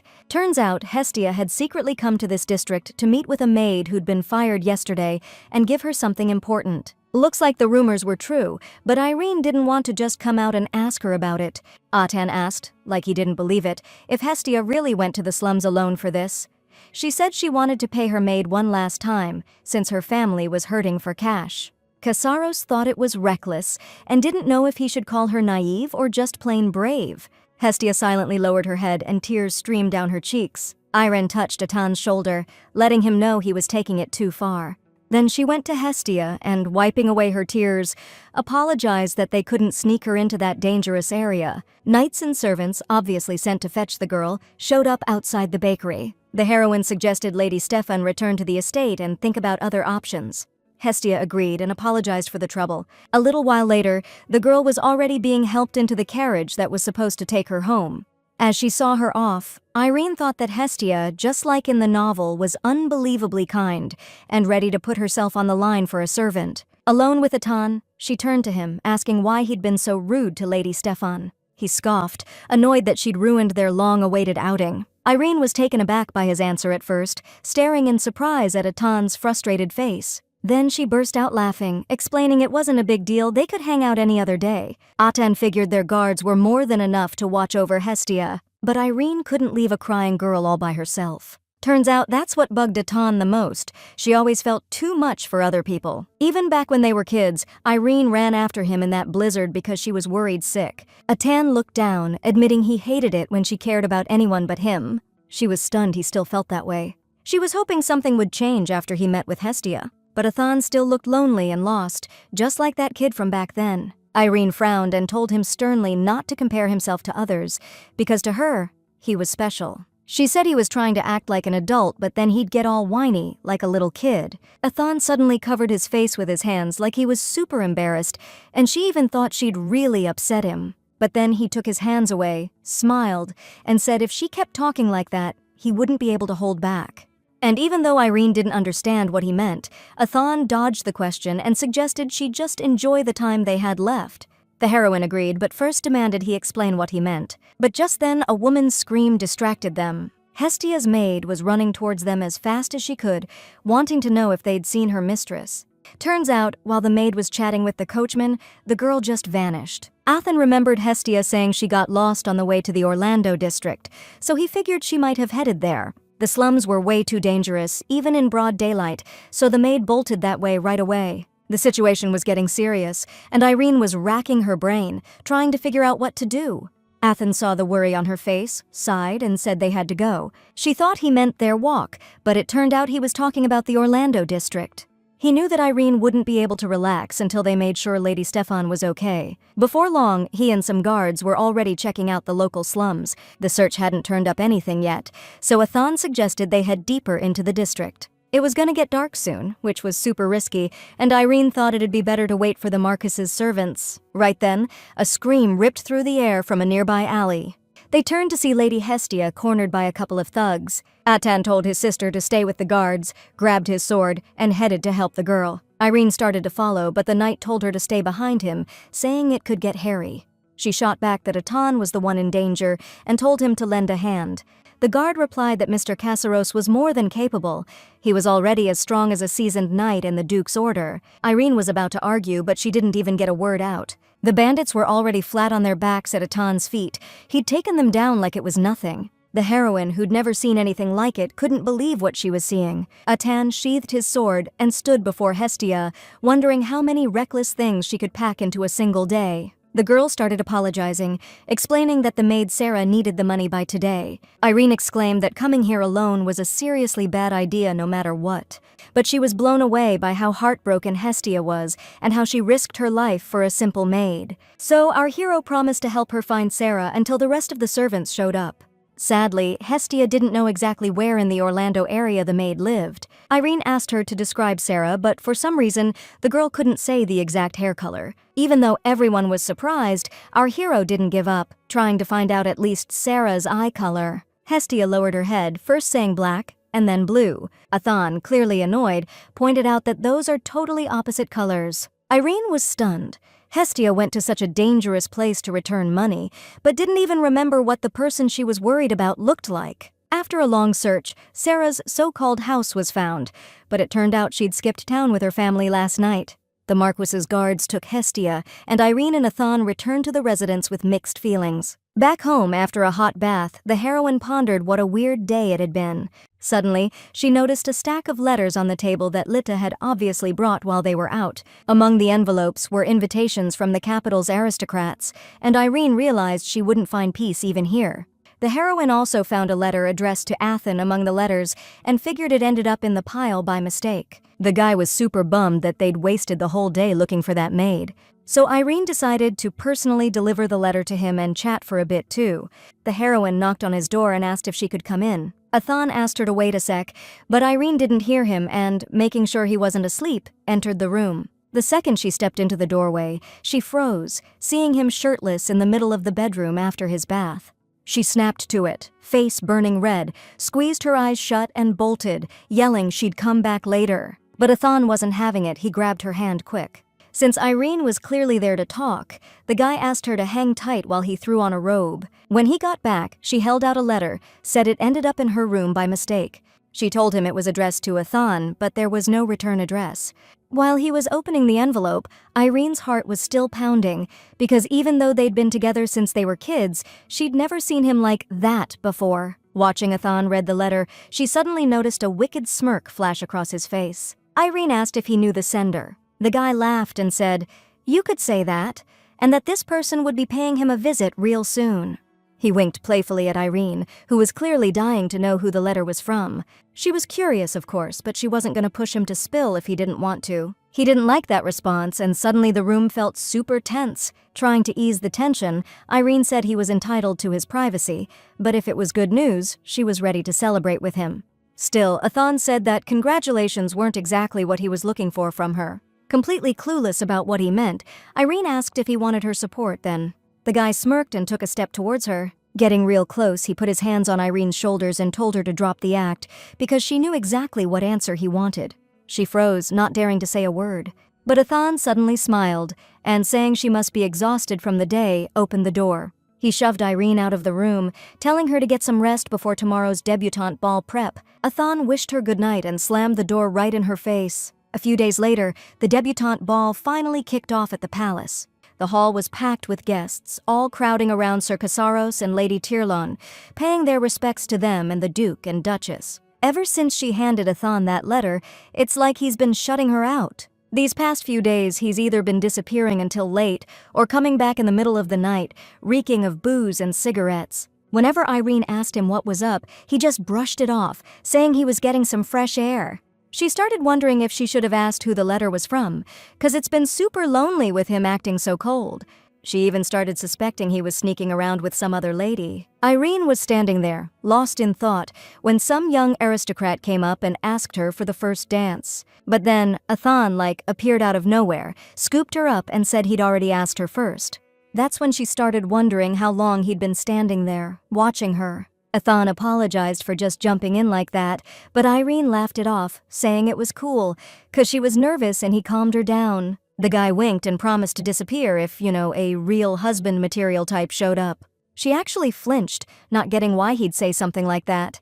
Athan covered his face, apologizing, saying he didn't mean to upset her. Irene lowered his hand, looked him in the eye, and suggested they step outside for a sec to talk. Once they were in the garden, sitting side by side on a bench, she asked Athan what was going on. She noticed he hadn't been sleeping much lately and guessed it had something to do with that letter. She stared intently at Athan and asked who it was from. So the guy confessed that the person who wants to see him is probably his mother, Niobe. He's been sneaking out every night to check up on this intel. And according to Athan, their meeting is supposed to happen today of all days. Before Irene could even process that bombshell, Athan suddenly caught a whiff of musk roses nearby. That meant Niobe was close, and knowing that, she started looking around, totally freaked out. Leaving her on the bench, Athan went to scout the area. Irene wanted to go with him, but he was already booking it down the path. Then she heard rustling in the bushes behind her and spun around, scared stiff. Listening closely, Irene recognized the Stefan sisters arguing again. Hestia held her hand to her reddened cheek, tears welling up as she begged Vesta not to be so harsh. But she was beyond furious because her twin sister had set her up, accusing her of stealing that damn topaz. Vesta told her not to even dream that she would ever forgive her. Okay, so it later came out that Sarah was behind it, and yet Hestia did everything to protect the maid and make her sister look bad. With tears in her eyes, the girl replied that she had no choice. She wanted to pretend the stone was simply lost, but her mother didn't believe it. She reminded Vesta how difficult Sarah's family's situation was. Irene listened intently to their argument, and now it was obvious that Hestia knew from the start that the maid was guilty. She still couldn't wrap her head around how you could frame your own sister to protect a servant. And suddenly, Vesta, completely losing it, screamed why Hestia hadn't told the truth from the beginning. Why she hadn't confessed that she herself had given Sarah the topaz and no one had stolen anything. Irene was so shocked by what she heard that she involuntarily cried out, revealing her presence to the sisters. So Hestia basically handed the stone to the maid herself, which is why the poor girl got hurt for nothing. Realizing Lady Turlin had overheard their whole conversation, Vesta spun around and bolted. Hestia collapsed to the ground, sobbing her eyes out, claiming she meant well. Irene was floored by how the girl genuinely didn't get what she'd done wrong. She told Hestia to go get that cut on her cheek seen to, and then went off to find Vesta. The heroine wished Atan was there with her, but he was probably facing off with Niobe at that very moment. Irene could only hope he'd be okay, and then she froze in her tracks like she'd hit a wall. The service entrance to the palace was wide open, and for some reason there weren't any guards around. Suddenly, the heroine heard Vesta scream, and turning, she saw that she'd been grabbed. It was obviously a snatch and grab, because they threw a sack over the girl's head. Irene decided to get back to the palace ASAP and call for the guards, but she didn't get far before another thug blocked her path and reached for her. Meanwhile, Aten was searching the garden, looking for his mother. Finally, he stopped and coldly told her to quit hiding and come out. Niobe didn't keep him waiting long, appearing before him and remarking on how much her boy had grown. When she asked how he knew she was there, Atan said her awful perfume could be smelled a mile away. Niobe smirked and said that men usually went crazy for it. Then she acted surprised, asking if he wouldn't hug his own mother after all these years apart. Atan ignored her and asked how she managed to sneak into the palace, not being nobility. Niobe dodged the question, saying she just had some friends in the right places. Truth was, Atan was way more interested in what his mom wanted from him. The woman said a war with the Northern Territories was about to kick off, the Duke was heading to the front lines, and there was no guarantee he'd make it back. Niobe added with a smirk that anything could happen in wartime. Atan demanded she explain why she'd come to visit him. According to her, she just wanted to gently remind her son that if something happened to the Duke, all his property and title would go to Atan, and he needed to be ready to become the Kassaros heir. On top of that, Niobe wanted Atan to be sure the Duchess wouldn't get in the way of that. She was dying to take everything from the ducal house that had used her and tossed her aside. Atan looked up at his mother, pointing out she was doing the exact same thing to him. Then he stated firmly that he would become Duke, but not for her revenge, so Niobe could keep her twisted daydreams to herself. The woman frowned, about to snap back, when suddenly Atan was called. When he turned around, a knight, clearly worked up about something, hurried over to him. He told Sir Kassaros that Lady Tirlon, who was with him, had left the palace grounds to look for Marquis Stefan's daughter, and while the details were fuzzy, witnesses said the girls were snatched by some shady characters. According to the knight, the palace guard and city watch had already started looking into it. Athana's eyes blazed with fury, veins popping in his neck, and he cut the man off, demanding to know exactly where they were taken from. Like a man possessed, Kassaros grabbed the knight by the shoulders and demanded he be taken to the location immediately. Without wasting a second, he rushed after the guard, tossing a final word to Niobe that they weren't finished talking. The woman scoffed, then wondered what all the fuss was about over some adopted daughter of the Duchess. She didn't have to wonder for long, because Niobe quickly figured out that Irene Turlon was Athana's soft spot. Meanwhile, the kidnappers brought Irene and Hestia to their hideout. The girls were tied up on the floor, listening to one of the thugs whine about how his brain-dead buddies screwed up. They were told to grab some rich commoner and demand ransom, but they brought in nobles instead. Irene jumped into their conversation, saying the jewels they stole were enough to buy a whole block. She begged them to let them go and promised not to say a word, hoping it would work. The guy leaned over her and smirked, saying he wasn't buying any of that garbage. Vesta chimed in right away, swearing she wouldn't tell anyone what happened either. But the bandits said they weren't dumb enough to fall for some girl's sweet talk. Knowing it was useless and the kidnappers wouldn't let them go, Irene tried to wriggle her hands free from the ropes. The gang leader called his buddies outside to talk, telling the girls to shut their traps, calling them rich airheads. As soon as they were alone, Vesta started apologizing, but Irene told her to save it for later. Right now, the main thing was figuring out how to get out of here, so she snatched a plate off the table with her teeth. She dropped it on the floor, then smashed it to pieces with her heel. Turning her back to Vesta, she told her to try and cut the ropes on her hands with a shard. The girl immediately turned around too, grabbed a sharp piece and told Lady Turlin to hold still, 'cause it was dangerous. Vesta struggled to get a grip on the shard and started trying to cut the rope, but it wasn't working. Irene told her to hurry up, 'cause they were running out of time, and then the girl accidentally cut her. Vesta started apologizing, but she, gritting her teeth in pain, told her to keep going. She knew if the thugs figured out what they were trying to do, they might just off them both. Irene suddenly wondered how the Duke and Duchess would react if she died here. She had no doubt that Leith would definitely be crying if she found out about it. Her train of thought derailed when Atan suddenly popped into her head. Irene had imagined being the villainess in this story so many times, but facing death head-on, she was overcome with unbelievable fear. For some reason, all she could see was Atan's face and all the times they'd spent together. The feeling she got was super weird, and it led her to a pretty wild realization. Right then and there, she knew for sure it wasn't time to throw in the towel. She decided she was going to get out of this, get back to the duchy, back to Atan and everyone else. A second later, the ropes were on the floor, and Irene told Vesta to get behind her. Soon, both girls managed to scramble out the window of the house they were held in. The thugs were on the other side of the building, so they had a shot at getting away. Irene grabbed Vesta's hand and pulled her along towards the palace. Suddenly, shouts erupted from behind them as the thugs realized their prisoners were gone. The heroine gripped Vesta even tighter and told her to run like hell. Irene knew they absolutely couldn't get caught, or they were toast. And just then, she saw a horde of knights charging towards them. Athan's figure stood out clearly among them. Seeing Irene, he immediately bolted towards her, forgetting everything else. The heroine let go of Vesta's hand and ran to him, kicking off her shoes as she went. The instant she saw Athan in front of her, Irene felt an incredible wave of relief wash over her. She threw herself into his arms, and in that very second it all clicked. Athan held her tight, thanking the heavens she was alive, because he was terrified he'd never see her again. Irene clung to his shoulder, tears streaming down her face, finally admitting to herself that she loved him. When she opened her eyes, she was totally disoriented for a second. Turning her head, she saw Athan asleep by her bedside. Looking at him, Irene remembered how he'd saved her the night before. Just as the kidnappers were about to grab the girls, the guards showed up and nabbed them, and Lady West was taken away to safety. After that, she basically passed out right there in Athan's arms.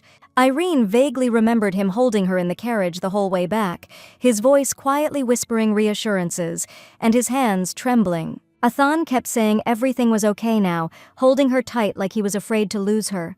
She gently stroked the cheek of the guy who'd come through for her again. At her touch, Athan instantly woke up and jumped to his feet. Freaking out, he peppered Irene with questions, asking if she was hurt and if she needed anything. She said she was fine and guessed she'd really scared him. He really was scared she was a goner, and Irene apologized for it. Athan was super worried when he saw the cuts on her arms and legs, but she rushed to reassure him, saying they were just scratches. But he didn't think it was no big deal, since the memory of her blood-soaked gloves was still fresh in his mind. His eyes flashed with a wild look, and he said he should have just finished those creeps off right then and there. Irene said his name with a smile, trying to snap him out of it and get him to stop making such a scary face. Then she looked at Athan and confessed that she'd been really scared too, because she thought she'd never see him again. Hearing those words, the guy's breath caught in his throat, his heart pounded, and his whole face turned red. Embarrassed, he lowered his head and asked Irene to promise never to risk herself like that again. Trying to play it cool, Athan offered to grab the girl some food and headed for the door. But she suddenly called him back and asked him to hang on a sec. When he turned around, she asked if he'd met with his mother the previous night. Athan was caught off guard by the question and stumbled for a moment. But then he smiled and said everything was fine, and Niobe wasn't the one who sent the letter. And even though Irene pretended to believe him, she totally caught that look on his face. Little did she know, she'd regret this day, because if she'd pushed him to talk then, everything that happened later could have been avoided. A few days later, Irene paid Vesta Stefan a visit. Knowing that Lady Tyrion had accidentally overheard their whole conversation with her sister, she decided to clear things up. She said Hestia was always too kind-hearted, and probably gave the topaz to a maid who was down on her luck. Even though Sarah initially refused to accept the necklace, the girl insisted. Her mother had given her the topaz, so she was sure she was free to do whatever she wanted with it. Hestia firmly believed she had the right to do as she pleased with her belongings, but when the stone vanished, all hell broke loose in the house. And while the Marchioness was trying to figure out who could have stolen the jewelry, her daughter remained silent, trembling with fear. Lady Stefan asked Hestia who had last touched her jewelry box. Afraid of her mother's anger, the girl, without thinking, looked at her sister. Vesta told Irene that it had always been like this. Hestia had never been able to take responsibility for her mistakes. Even when the topaz was found among Sarah's belongings and she was declared a thief, Hestia just stood by and did nothing.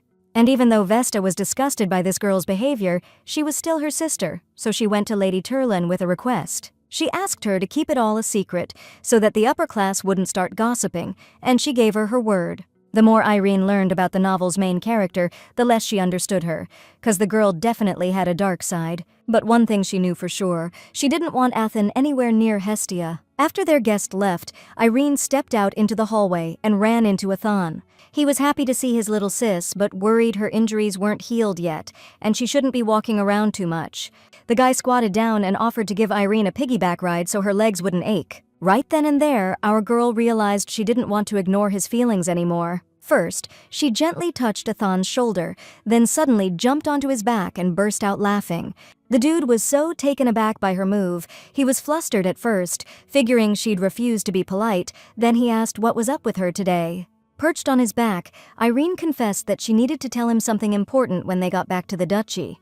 And even though Athan was dying to know what the talk was about, she just said there's a time and a place for everything. The guy smirked and called the girl heartless. Meanwhile, the heroine, riding on his back and hugging his neck, was trying to imagine Athan's face when she confessed her feelings. But when they got back to the duchy after being gone so long, they found out Duke Casaros had decided to get personally involved in the war. Leto was really worried and didn't get why her husband hadn't put someone else in charge. Turns out His Grace is planning to head out in just 3 days.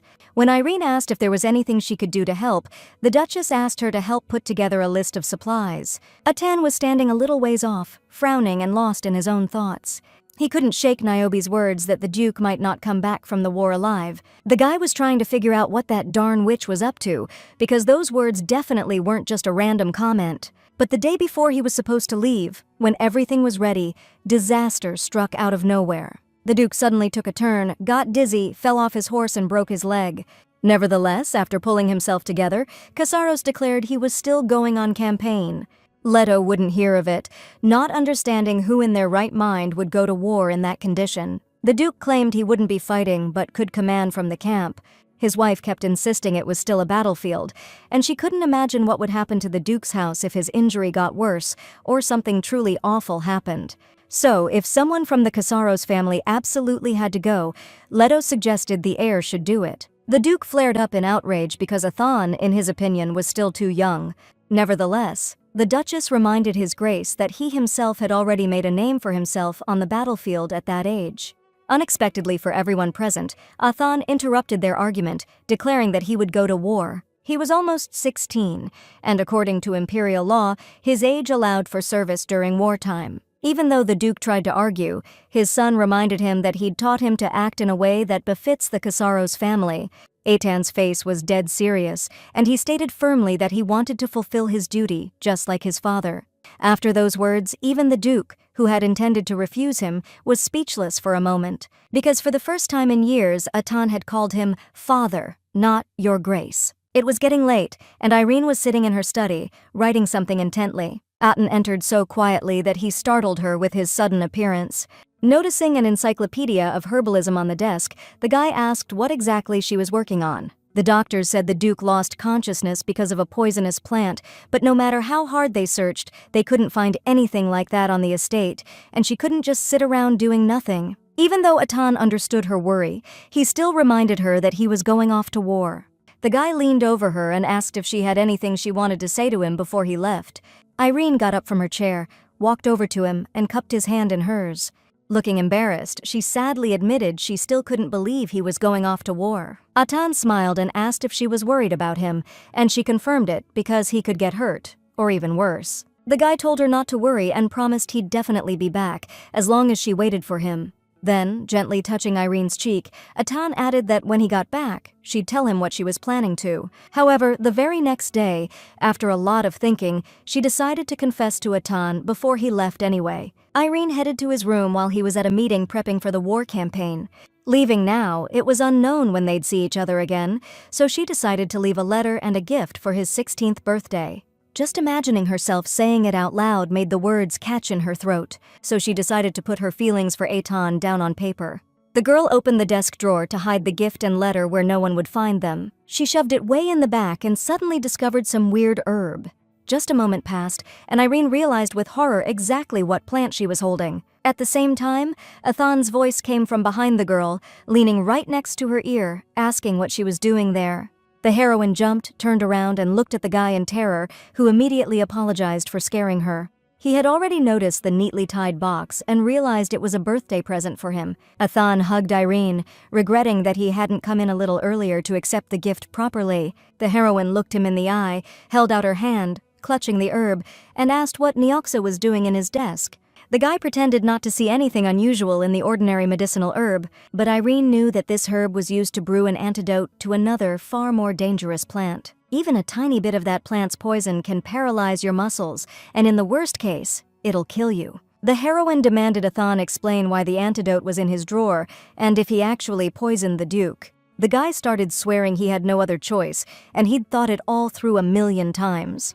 He gently touched Irene's hand, trying to get her to understand why he did it, and then he took the herb from her. If the Duke hadn't come back from the war alive, the house would have been without a leader or protection, so he decided to go to the front lines himself. There, he could show courage and good judgment, so he could earn the title as quickly as possible for Irene's sake. The heroine couldn't believe he thought that justified poisoning a member of his own family. But Athan defended himself by saying he gave the Duke the antidote right away, and it didn't have any lasting effects on his health. Irene wanted him to be kind to others, right? He thought what he did, even though it was messed up, was an attempt to show mercy for the greater good. The heroine did want that before, but then she decided to accept him for who he is. She'd almost given up trying to change him, but she never imagined he was capable of this. In a fit of anger, Irene blurted out that she was a fool for even thinking about confessing her feelings, and hearing that, Athan was floored. But she kept yelling, saying it didn't matter anymore, because she didn't even know how she felt about him now. Athan, completely stunned, tried to say something, but she wouldn't listen. She screamed that to him, everyone around him was just a pawn on a chessboard, someone he could trade and sacrifice without a second thought. Athan admitted he didn't know how he should treat people, but he promised he'd do everything he could to change. Irene stared him down, demanding he answer honestly. Did he feel even a little bit bad about what he'd done? The guy just hung his head in silence, and there was no answer. With pure venom in her voice, she spat out that it was probably for the best she wouldn't see him for years. With that, Irene grabbed an envelope off the table and crumpled it in her hand. After giving Athan one last birthday wish, the girl hurried out of the room. The guy, his voice heavy with sadness, tried to stop her, but it was no use. The next day, Athan and the duchy's soldiers headed to the front lines. Because she was so stubborn, Irene never came out to see him off. So, in tears, she spent their 16th and 18th birthdays instantly destroying everything they had carefully built over the years. 2 years have passed since Athan went to war.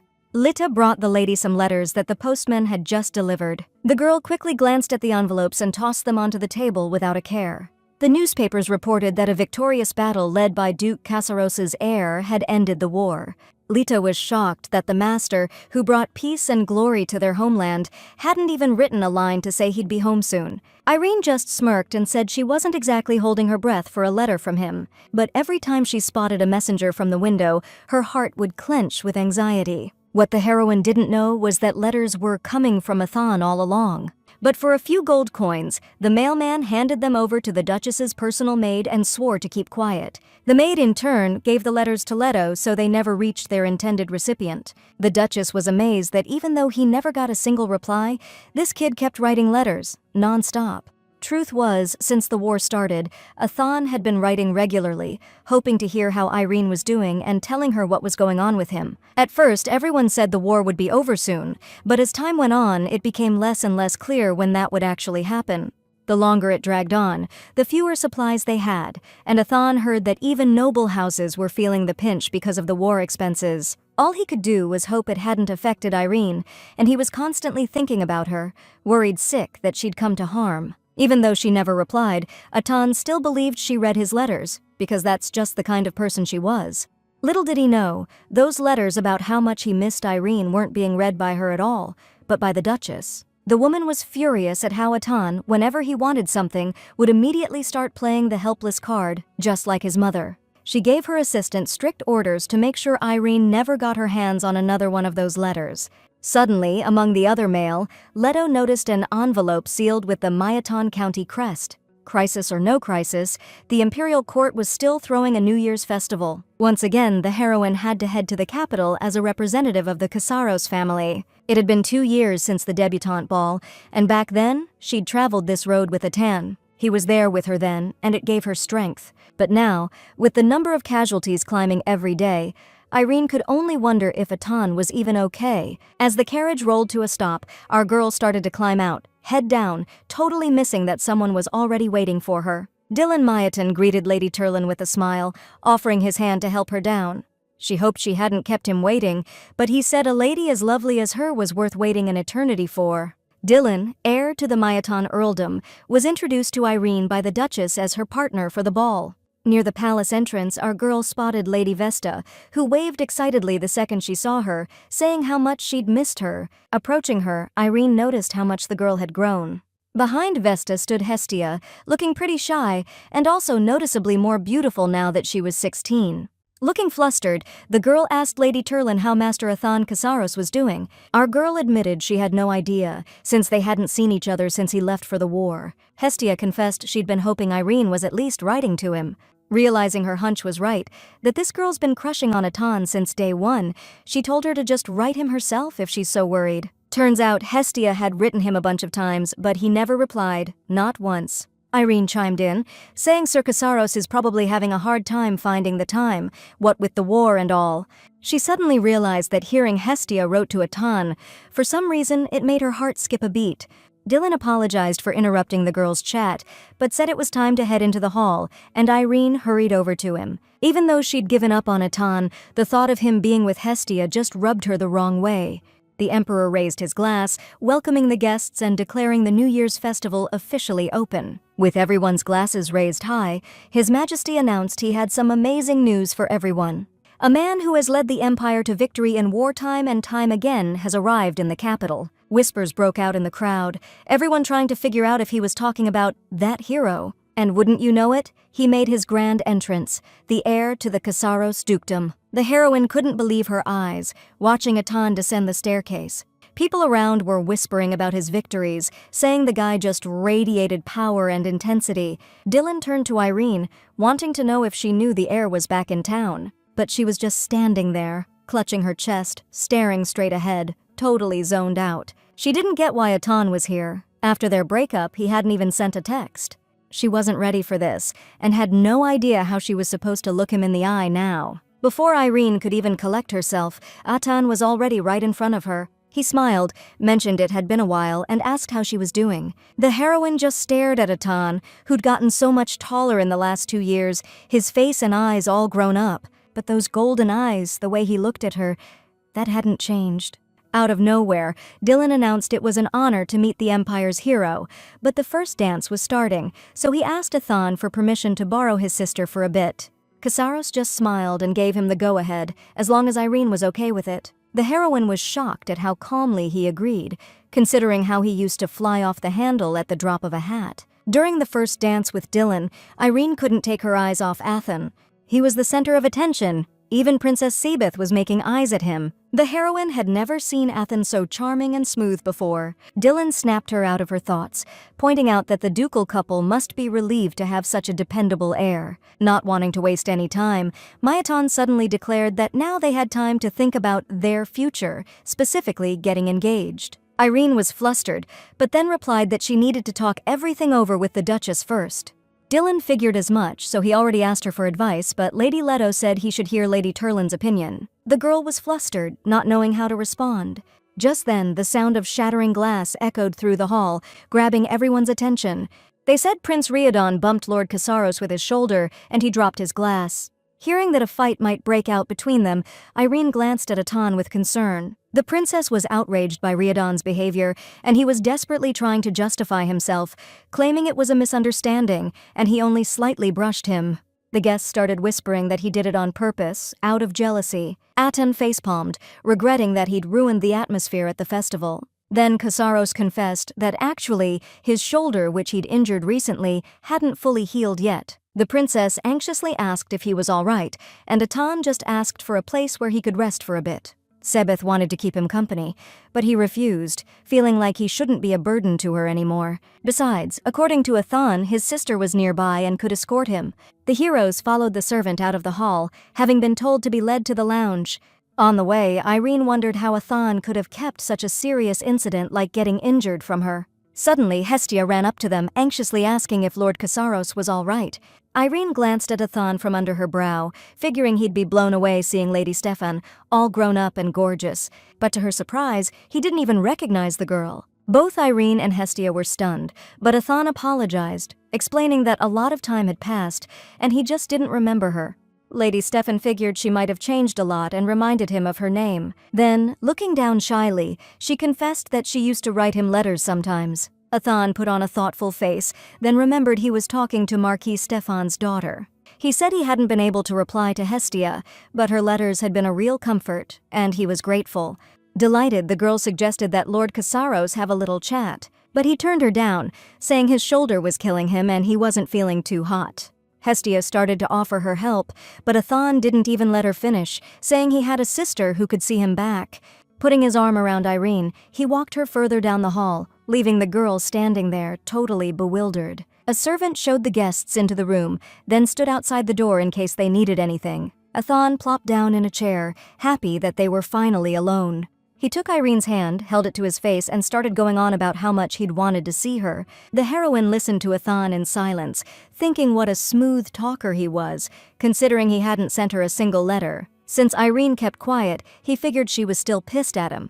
I mean, he'd sent her so many letters and hadn't heard back once. Athan was losing it, thinking he meant nothing to her anymore. It was driving him nuts. Hearing that, she demanded he explain what the heck he was talking about. Athan looked her dead in the eyes and said she hadn't replied to a single one of his letters. A chill ran down Irene's spine.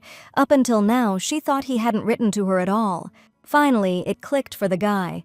His letters just weren't getting through. He was sure the Duchess was behind it. She was the only one low enough to pull something like that. Even though Irene had a hard time believing it, Athan couldn't see any other explanation. He took her hand again and told her that for the past 2 years, he'd written to her every chance he got. If Leto hadn't been messing with things, at least one of those letters would have made it to Irene. It hit the heroine then. Athan hadn't answered Hestia, but he was always writing to her. When she sat down next to him, the guy confessed he felt a huge weight lifted. Turns out Irene wasn't ignoring him because she hated his guts. And that thought, he said, was scarier than anything he'd seen in combat. Atan's face got way too close, so she pushed him away and told him to cut the crap. But he kept going, smiling, saying she was the only one who could be his downfall. Trying to change the subject, Irene asked if he'd faked his injury to make Prince Riadon feel guilty. Atan admitted he might have played it up a little, but the wound was real and it was still healing. Hearing that, the heroine got so worried she jumped to her feet. Insisting he needed treatment and rest, she demanded to see the wound and started unbuttoning his coat. And all the while, she was griping about the Emperor inviting a wounded guy to the ball just to flex his power. Athan grabbed her hands, and when their eyes locked, they both froze. Totally awkward. After a few agonizing seconds of silence, Irene turned away, trying to hide her embarrassment. Suddenly, she spotted a necklace on Athan's chest. The very same one she'd given him for his 16th birthday, the last time they saw each other. Athan touched the necklace to his lips and confessed he'd been wearing it ever since, like a good luck charm. She remembered how furious she'd been when she gave him the gift, but he'd kept it anyway. Then she reminded herself that Athan had done a bad thing to the Duke, and if she let him off the hook, he'd never learn. So she rebuttoned his shirt and declared that she hadn't forgiven him yet. Then she added that the Duke was still dealing with the fallout from what he did. Athan was floored. He reminded Irene that he used the herb and in small doses it's harmless. The amount he used could only cause a mild paralysis for a couple of days, tops. He begged her to believe that if the Duke still wasn't better, something else had to be going on. But Irene wasn't budging. No matter what Athan said, it didn't change what he did. The guy hung his head. His face was all sadness and regret.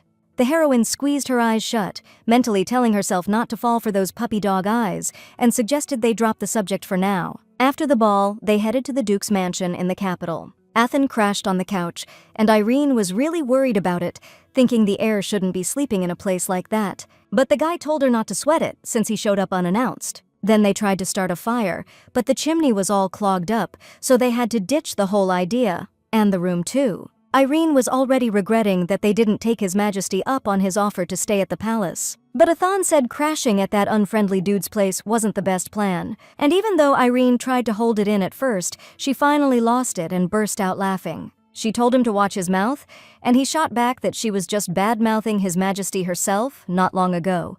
Irene decided to head to the far bedroom so she wouldn't bother Athan and he could get some sleep. But he smiled and asked if she really thought her being around could bother him. The heroine got flustered, but the guy said he was just kidding and wished her good night. Irene went to sleep, but the thought of Athan being just outside the door kept her awake. Suddenly, some weird noise came from his room and she jumped up, thinking he'd fallen out of bed. Irene went to check, but Athan wasn't on the couch. She started searching the whole room for him, and then suddenly she heard a heavy groan from behind her. The heroine found Athan behind the couch, sitting on the floor, clutching his head and hugging his sword. Beads of sweat were dripping down the guy's forehead, and he was muttering something under his breath. He didn't even notice Irene was there, so she reached out her hand to look at his face. Before she knew it, she was flat on her back with Athan looming over her, pinning her to the floor. His eyes were completely wild at that moment, like he was looking right through her. The heroine tried to snap him out of it, repeating his name and begging him to let go of her arms. Her voice seemed to wake Athan up like from a dream, and he came to his senses, trying to figure out what was happening and why she was there. The guy grabbed his head, only now realizing he wasn't on the battlefield. He confessed he'd mistaken Irene for an enemy, or one of those sent by that woman again. The heroine asked who he meant, even though she knew perfectly well that Athan could only be talking about one woman. She asked again if he meant the Duchess or his own mother, but Athan told her not to worry about it and apologized for scaring her. Irene figured that since he was trying to change the subject, it really was about Niobe, but knowing he wouldn't answer anyway, she decided to switch gears. She guessed Athan was uncomfortable sleeping on the couch, but he said it was actually the opposite. On the battlefield, you never know who's gonna attack or when. If you let yourself fall asleep without looking over your shoulder, you might not wake up. Athan explained that's exactly why he couldn't sleep soundly. Irene couldn't imagine what he'd been through to become like this. She smiled and tried to explain to Athan that he wouldn't recover without sleep. The guy grabbed Irene's hand and asked her to stay with him for a little while, then the heroine sat down next to him on the floor, and he rested his head on her shoulder. Athan closed his eyes and smiled, feeling at peace whenever she was near. Irene tried to nudge his head a little, saying he was leaning on her again, even though everyone was calling him a hero. Athan opened his eyes and suddenly said it was all thanks to her.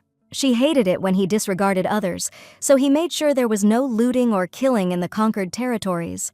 Athan forced the army to maintain strict discipline, just so Irene wouldn't hate him even more after they met again. The heroine blushed, like she didn't understand what he was saying, but the guy was dead serious. Covering her hand with his, he declared that being called a hero of the Empire, surviving on the battlefield, and finding a reason to fight was all because of her.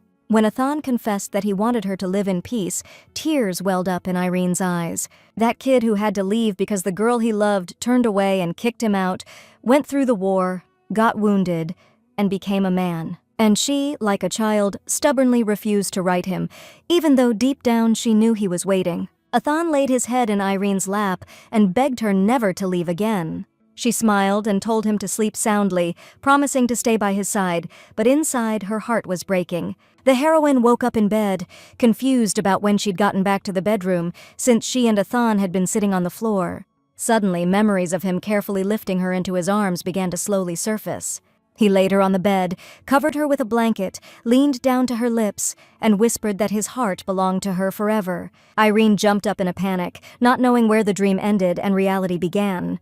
When Lita came into the room to tidy up her mistress, she said that Sir Athen had left for the imperial palace early that morning, without any explanation. The maid noticed Irene's flushed face and asked if she was feeling all right. The girl replied that everything was fine, but asked Lita to find something out for her.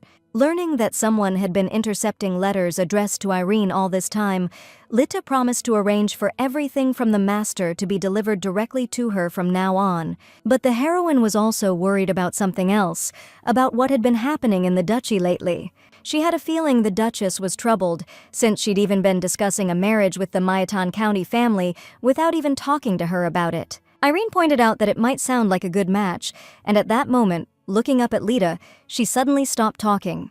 The maid stood there, her fingers intertwined and staring at a single point, ever since she heard the name Mayaton. Unable to control her emotions, the girl suddenly shouted that she was against it. Irene looked at her with such surprise that Lita finally pulled herself together. She apologized, saying it wasn't her place and as a maid she shouldn't object. However, Irene was curious about what had happened and if she knew the heir, Dylan. Nervously clutching her apron, Lita replied that it wasn't like that at all, and it was about his mother, Countess Mayaton. Then she came to her senses again and apologized for saying too much again. Since Light dodged the question, the heroine didn't press her any further. But a few days later, the Duchess summoned her, and when Irene met the Countess in person, she regretted not finding out more about her beforehand. When the heroine went to see Leto, she froze in surprise, finding Lady Mayaton there.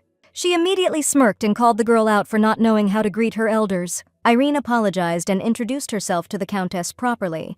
Mayaton sized her up with disdain, remarking that she was too pretty, and no wonder her son fell head over heels. The heroine was amazed at how different the calm and kind Dylan was from his mother. Once everyone was seated at the coffee table, the Countess remarked that the Duke's house was certainly something, but she advised them to try and keep the redheads to a minimum around the house, gesturing either towards Irene or Light. Since everyone present was taken aback by such a statement, Mayaton hurried to explain that she certainly didn't mean Lady Tyrlone, who was a respectable noblewoman. She said they were talking about people from the lower classes. The Countess was convinced that such an outrageous hair color was just asking for trouble. The heroine was like, "What the heck is she talking about? Light has normal brown hair, not even close to red." It was totally unclear what the Countess was getting at and what the Duchess was plotting. The girl was determined to ask Lady Leto about it as soon as the guest left. Turns out, the Mayaton house provided an interest-free loan because the treasury took a huge hit from the war. It was pretty obvious they did it because the Earl's heir showed a lot of interest in Irene. The heroine was horrified the second she realized the Mayatons fronted the money in exchange for a marriage promise. The Duchess admitted it was her bad for not asking Irene's opinion, but she was her guardian and couldn't just leave her unmarried because she wasn't showing any interest. In her opinion, it could be a solid match, and the heir Dylan seemed like a decent guy. As Irene's guardian, Leto was already planning their engagement, wanting to ensure she'd have a secure life after leaving the Duke's mansion. Hearing this, the heroine was speechless, but as Leto talked about marriage, only one person was on her mind, Athan. Meanwhile, Casaros was tearing through the forest at full gallop with his aide, David. David was exhausted and begged for a break, but Athan just told him to shut his trap while riding or he'd bite his tongue off. The knight kept whining, saying they'd been in the saddle for 2 days straight with no sleep. David pointed out that whenever the commander's sister was involved, he completely lost his cool. When Athan returned from the palace to the Duke's residence in the capital, Irene wasn't there. He found out the Duchess had summoned her home a few days earlier. Without wasting a second, he grabbed the struggling David by the scruff of his neck and took off after Irene. Finally, Casaros took pity on the guy and allowed a break to feed the horses too. David remembered back when they were returning from the battlefield to the New Year's festival. The boss was on edge then too. It was clear when it came to Lady Tyrlone, he just lost it. He figured this girl just didn't know how ruthless Athan could be. Behind that pretty face was a stone-cold strategist. Casaros glared at his buddy, telling him to mind his own business. Otherwise, he threatened to make every word the guy said his undoing. Just because they'd known each other since they were kids, David let Athan get away with a lot. But the second you mentioned his sister, this was how he acted. When asked what was up with his face, the knight said he was sick to his stomach just thinking about Athan being his commander. Casaros suggested he run away and promised to give him a few hours head start, then send a hunting party after him. While David was still reeling from that offer, Athan smirked and added that he doubted he'd get very far. At that moment, the knight mentally told Lady Turlin to figure out what this guy was really like and get out of there ASAP. The heroine was getting ready for bed when she suddenly thought she heard someone's voice. When Lita noticed her pensiveness, Irene just said she was tired. The maid wondered if her mistress was really going to marry the Earl's heir, but she didn't even have the energy to think about it. Replying that morning really does bring better ideas, Lita wished her good night and left the room. But as soon as our girl was alone, the ringing in her ears suddenly got louder. She heard a woman's voice saying she was going to marry Earl Mayaton. She started to realize the voice was hers, even though she didn't remember saying anything like that. The voice got louder and louder, insisting that Dylan wasn't like him, that low-born noble trash. In the pitch black she found herself in, Irene took a few steps forward, towards the sound. She was curious who she could have been talking to, saying she'd finally be free of the Duke's house. And then she saw herself totally different, that villainess from the novel, mocking Athan standing in front of her and gloating that she'd never see him again. The guy gave her a stone-cold stare and dared her to try it. Realizing it was Irene and Athan from the original story, she flinched and snapped back to reality. She was gasping for air, not understanding why she was seeing this now, when reality had already diverged so much from the book's plot. Maybe because the engagement came up, she was back at a major crossroads in her life. Even though it hadn't happened in real life, the thought of her saying such awful things to Atan sent shivers down her spine. That night she couldn't sleep, haunted by the vision. The next day, Countess Mayaton visited the Duke's mansion again and presented Irene with some kind of vial as a gift. The woman told her not to thank her, since they would soon be family. She turned the gift over in her hands, not understanding what it was, since the vial was pretty plain for perfume. When she finally mustered the courage to ask what was inside, the Countess smugly replied that it was hair dye. Before Irene could even react to the shock, the woman launched into a story about how hard it was to get her hands on black dye. Since Lady Turlone had such fair skin, the Countess figured black would really suit her. Lita, who was watching the whole thing in horror, jumped when Irene announced she wasn't going to dye her hair. The girl flatly stated that she loved her hair the way it was, and she wasn't about to become a blonde or a brunette. The Countess was surprised Dylan hadn't already informed Lady Turlone that red hair was a no-go in their house. Without a second's hesitation, Irene shot back that, in that case, she didn't belong there.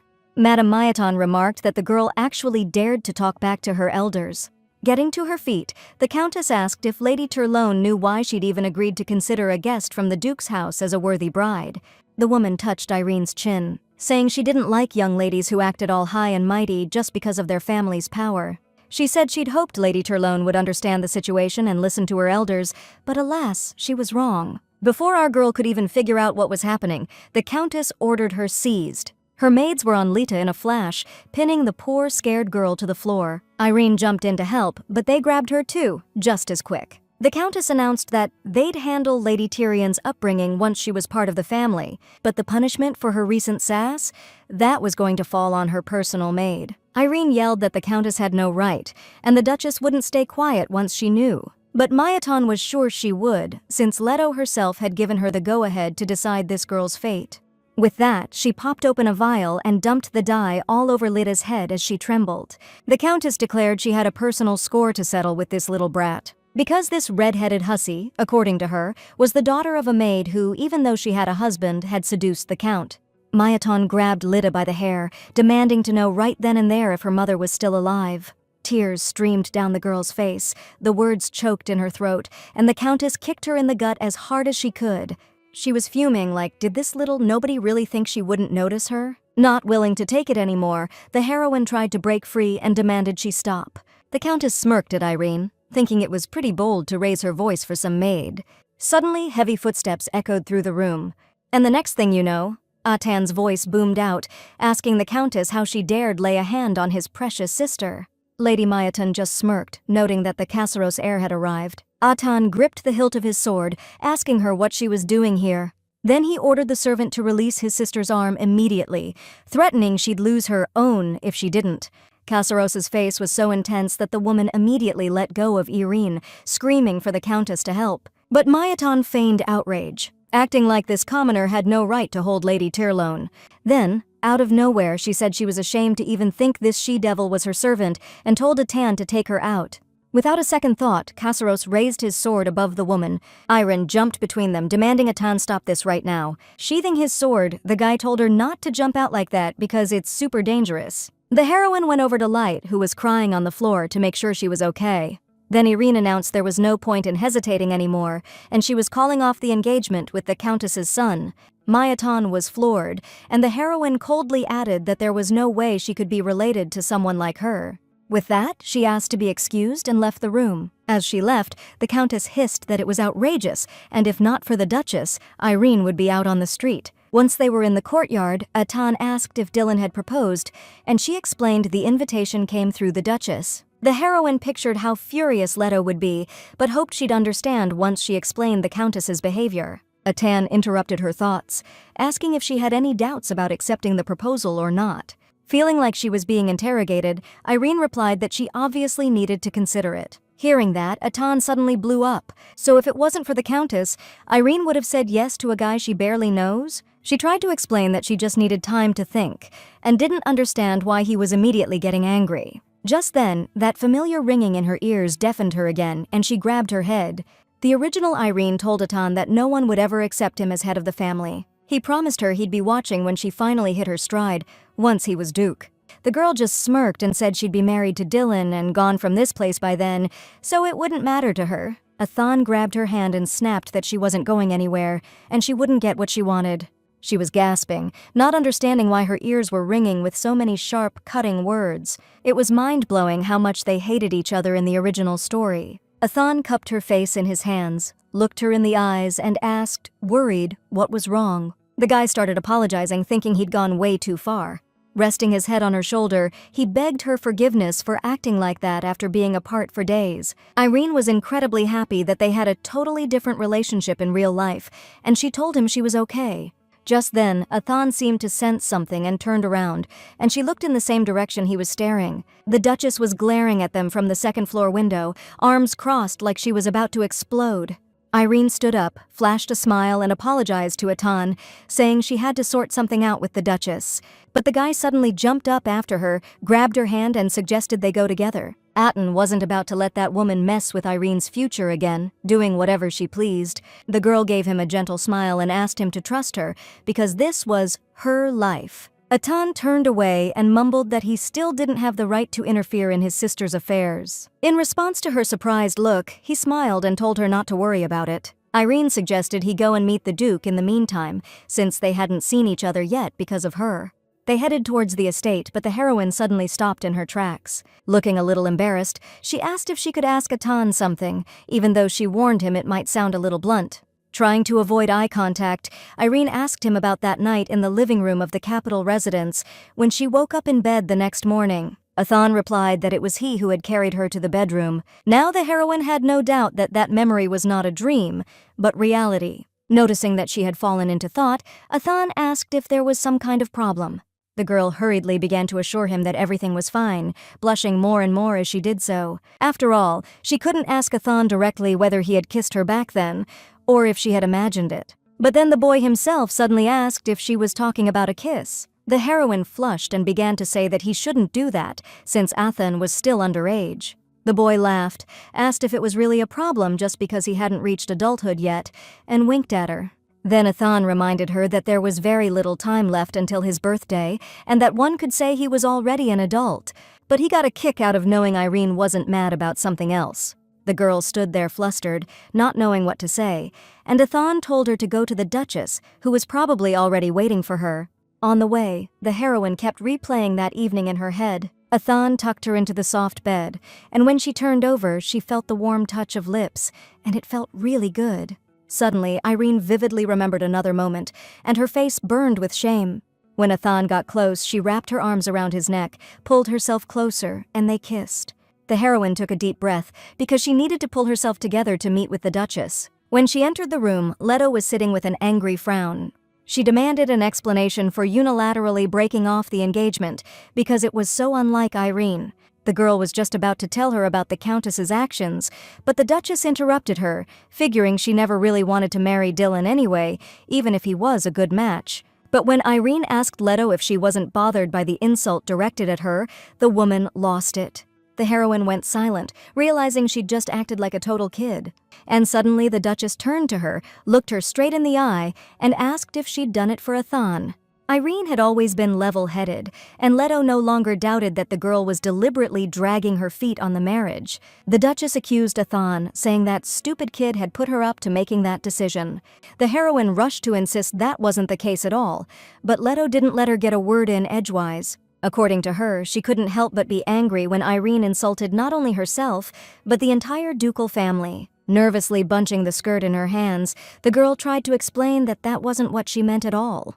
But the Duchess already had a splitting headache from all this, and she asked Irene to leave. Closing the door behind her, the heroine stood in the hallway for a while, head hanging low. Looks like she didn't even realize how much she'd started depending on the Duchess over time. Tears streamed down her face, because even now she couldn't shake the thought of whether the Duchess was mad at her personally, or because of the family's reputation.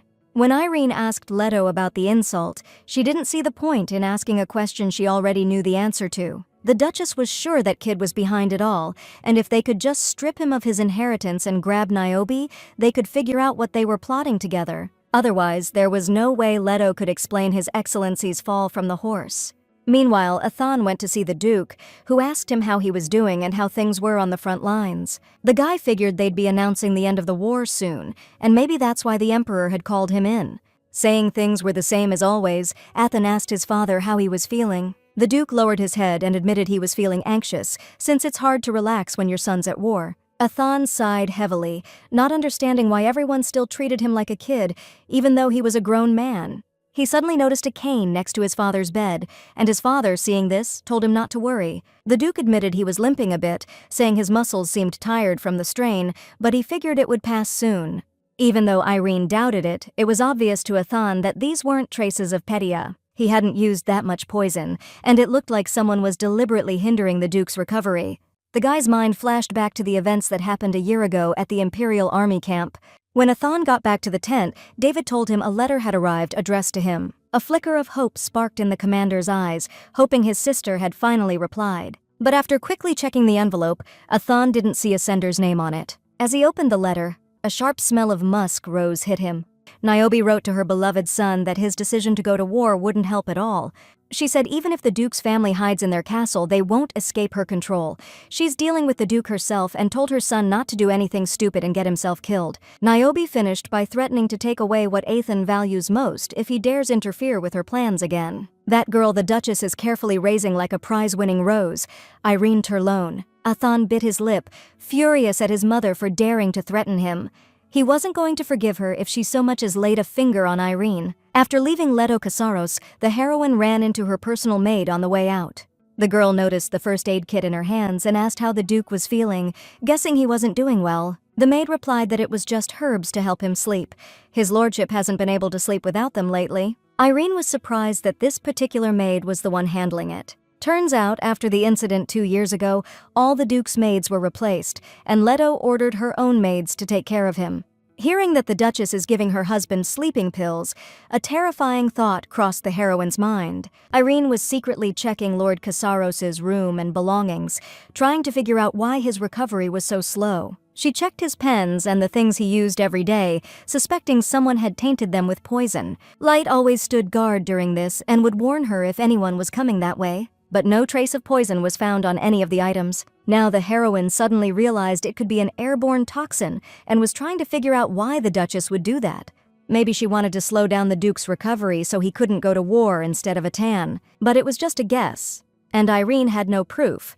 And until she investigated the medicine storage, it was too early to jump to conclusions. The heroine was about to move on when suddenly someone called out to her from behind. Turning around, she saw Dylan. He looked out of breath and really upset. Mayaton ran up to the girl and started apologizing for his mother's behavior. Irene tried to tell him he didn't need to apologize, but then he started begging her to change her mind. Dylan said his mom was actually a really unhappy woman who'd been through hell because of his dad. Irene looked away, flustered, not understanding why he was telling her all this. Dylan kept pleading with her to understand the Countess, stepping closer to her as he did. Just then, David came out of the room, stretching, happy he'd finally gotten some sleep after arriving.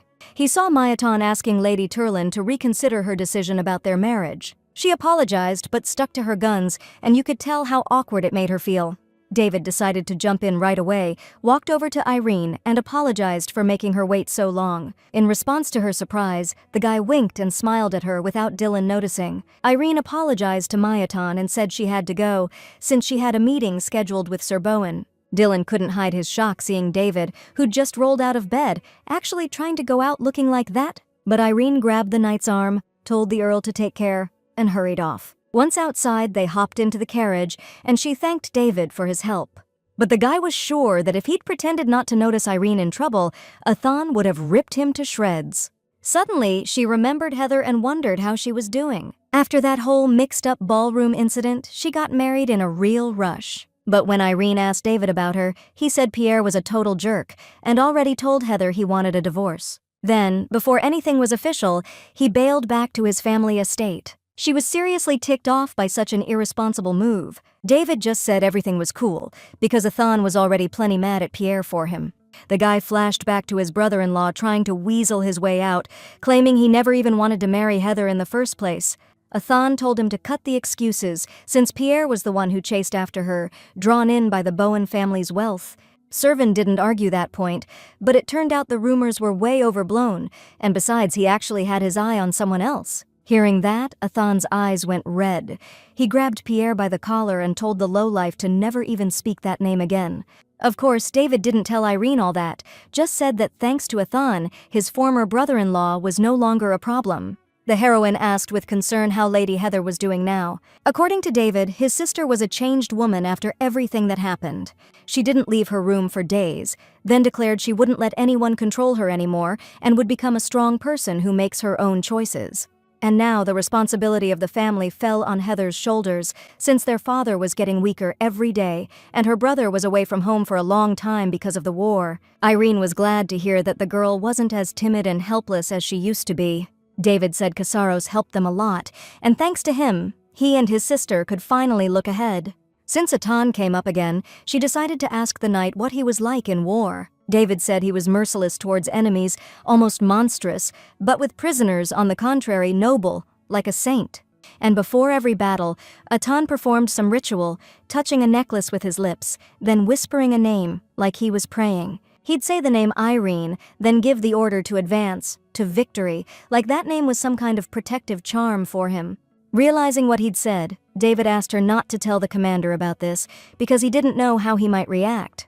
Tears welled up in her eyes after his story, because she herself had pushed Athan away, and he kept reaching out to her. That thought was interrupted by David's joking words that the devil shows up as soon as you mention him. She looked out the carriage window where they were hiding from Dylan and saw a tan. The tears dried on her cheeks and a smile appeared on her face when their eyes met. Come to think of it, Athan always showed up for her right when she needed him most. The girl threw open the carriage door and ran to meet him.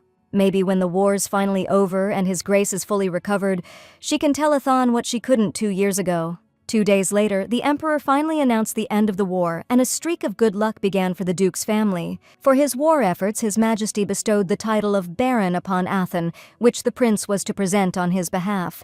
On the day the guest was to arrive, Athan told Irene not to speak to him, and the girl thought it impossible not to interact with His Highness. But it turned out they were talking about who would come to Casaros as a guardian for the boy he'd advised her to be careful around. Athan stated grimly that Marquis Baldo wasn't worthy even to look in Irene's direction. The heroine had heard that name before, and she knew this guy had a certain reputation with the ladies. Irene tried to explain to Athan that she was obligated to greet the guest no matter what. The guy grabbed his head, sighed heavily, and said he just wanted to give her a heads up. If that Marquis tries anything funny with her, he'll take him out. No hesitation. The heroine got curious about what he knew about Baldo Athan, but he said she was better off not knowing. Now Irene was freaked out herself, even though she couldn't imagine exactly what the Marquis had done. The girl decided to ask David about it and found out that Baldo and Casaros were bitter enemies on the battlefield. That scumbag was trying to force himself on a prisoner, and Athan caught him in the act. Casaros was so furious he wanted to chop his head off right then and there, but the commanders stopped him. If he'd actually killed the Marquis, they would have had to start a war with the Marquisate after the war with the foreigners. Plus, Baldo was the prince's uncle and his guardian, and now Irene understood why Atan hadn't told her anything. David once again asked Lady Turlin not to breathe a word of this conversation to Casaros. Irene was like, totally deaf to him, trying to figure out why this guy of all people was showing up for the title ceremony and hoping nothing went sideways. Before long, the imperial carriages rolled onto the Casaros estate. Right on schedule, 11-year-old Leonid arrived with his guardian. Aten came out to greet the young lord after his long journey. But Leonid wasn't even thinking about being tired. His whole face was lit up with excitement. The prince was stoked to finally see a war hero with his own eyes. The kid introduced himself and asked Atan to just call him Leo, but Atan said he couldn't possibly address his highness like that. The Marquis jumped right in, explaining that if they were too casual, it'd be tough for everyone else to keep the proper respect. The kid got all flustered, and with a sad little voice apologized for saying the wrong thing again. Atan knelt down on one knee in front of him and quickly reassured his highness that he was happy to hear him say that. Then, with a smile, he offered to let him call him Lord Leo if he was okay with it. The prince's face lit up with another smile. He shook Atan's hand and said it would be an honor. The Marquis made a sour face, crossed his arms and turned away. And just then, his eyes landed on Irene standing nearby, who had also come out to greet the guests. The girl flinched when Baldo looked at her and, without being obvious, gave her the once-over. The guy said he didn't expect to find such a knockout way out here in the sticks. The Marquis walked over to Irene and asked if she could spare him some time to chat while he was visiting. She tensed up, knowing how furious Atan would be if he saw them together. But when she glanced at him, it seemed like he was pretending not to notice, totally engrossed in his conversation with the prince. Turning back to the Marquis, she forced a smile and suggested he rest for a bit first, and then they could talk properly. Getting to his feet, Atan told Lord Leo that the butler would show him to his room. He suggested the prince get some rest and promised to meet up with him again later. Atan bowed, and Irene noticed he didn't even glance in her direction. Baldo pointed out that even though he and Casaros grew up together, they clearly weren't that close. Then he added that everyone has their place and sometimes things can just be awkward, you know? Irene didn't get why this guy was highlighting her status like that, like he was trying to remind her.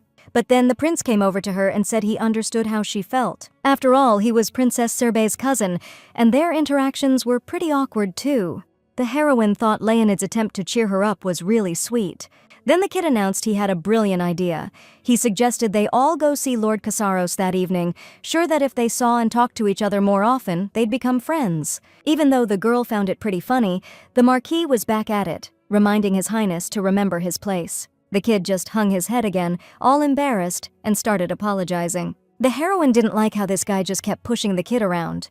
As he was leaving the hall, Baldo told Irene he was really looking forward to when they could finally be alone together. Once he was gone, the heroine breathed a sigh of relief. She was already feeling the pressure. The only thing that didn't make sense was why Athan acted like he didn't even know her. After dinner with the guests, Irene went for a walk with Athan and the prince. Leonid pointed out that the Duke and Duchess Casaros made a pretty intimidating impression. The boy thought they looked even stricter than the people in the palace. Irene laughed and said that's how it seems at first, and Leonid asked if she was scared around them. You know, the heroine was actually so scared of them at first that her stomach would hurt after dinner every time. But she smiled at His Highness and assured him that they weren't that scary, and that they actually really loved kids. The girl turned to Atan to back her up, and he replied that His Grace had definitely supported him more than once. The heroine couldn't help but notice that those words seemed like they were pulled from Atan's teeth. Giving him a sly smile, she stated that the Duchess had also helped them, sparing no effort. Atan initially flared up in confusion, then confirmed Irene's words, noting that Lady Leto was, at the very least, fair. When you think about it, even though the Duchess was supposed to hate her husband's illegitimate son, she still looked after him. The heroine was lost in dreams of Leto and Atan getting along in the future. Suddenly, a servant ran up to them, apologizing for interrupting their walk, and asked Mr. Casaros to step aside for a moment to discuss tomorrow's reception. Athan apologized to Mr. Leo and asked him to hang out with his sister for a bit. The kid was stoked and grabbed Irene's hand. The heroine still hadn't managed to talk to Athan alone, and she really wanted to ask why he'd suddenly become so distant. The prince snapped her out of her thoughts, asking how she was enjoying the walk and if she'd managed to connect with Sir Casaros at all. Irene gave Leonid a sweet smile, calling him very perceptive, and he suddenly said that Athan really cares about her. The girl looked at the prince, surprised, not understanding why he was bringing this up. Turns out Leonid had noticed that every time Irene stopped along the way, Athan also stopped and waited for her. In the prince's opinion, the heir actually has warm feelings for the girl. Blushing with embarrassment, Irene admitted that she'd be happy if that were really the case.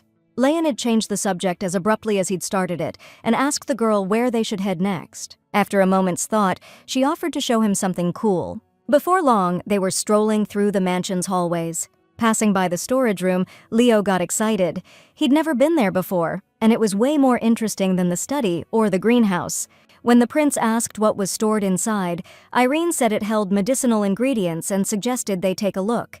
Since His Highness was curious, she asked a servant to unlock the storage room for him. After the Duke's unfortunate incident, security around the medicinal herbs got super tight. But now, thanks to Leo, she had a chance to sneak a peek at the dream herb. Once the prince had his fill of the storage room, he thanked Lady Turlone for her kindness, especially for offering him the dream herb.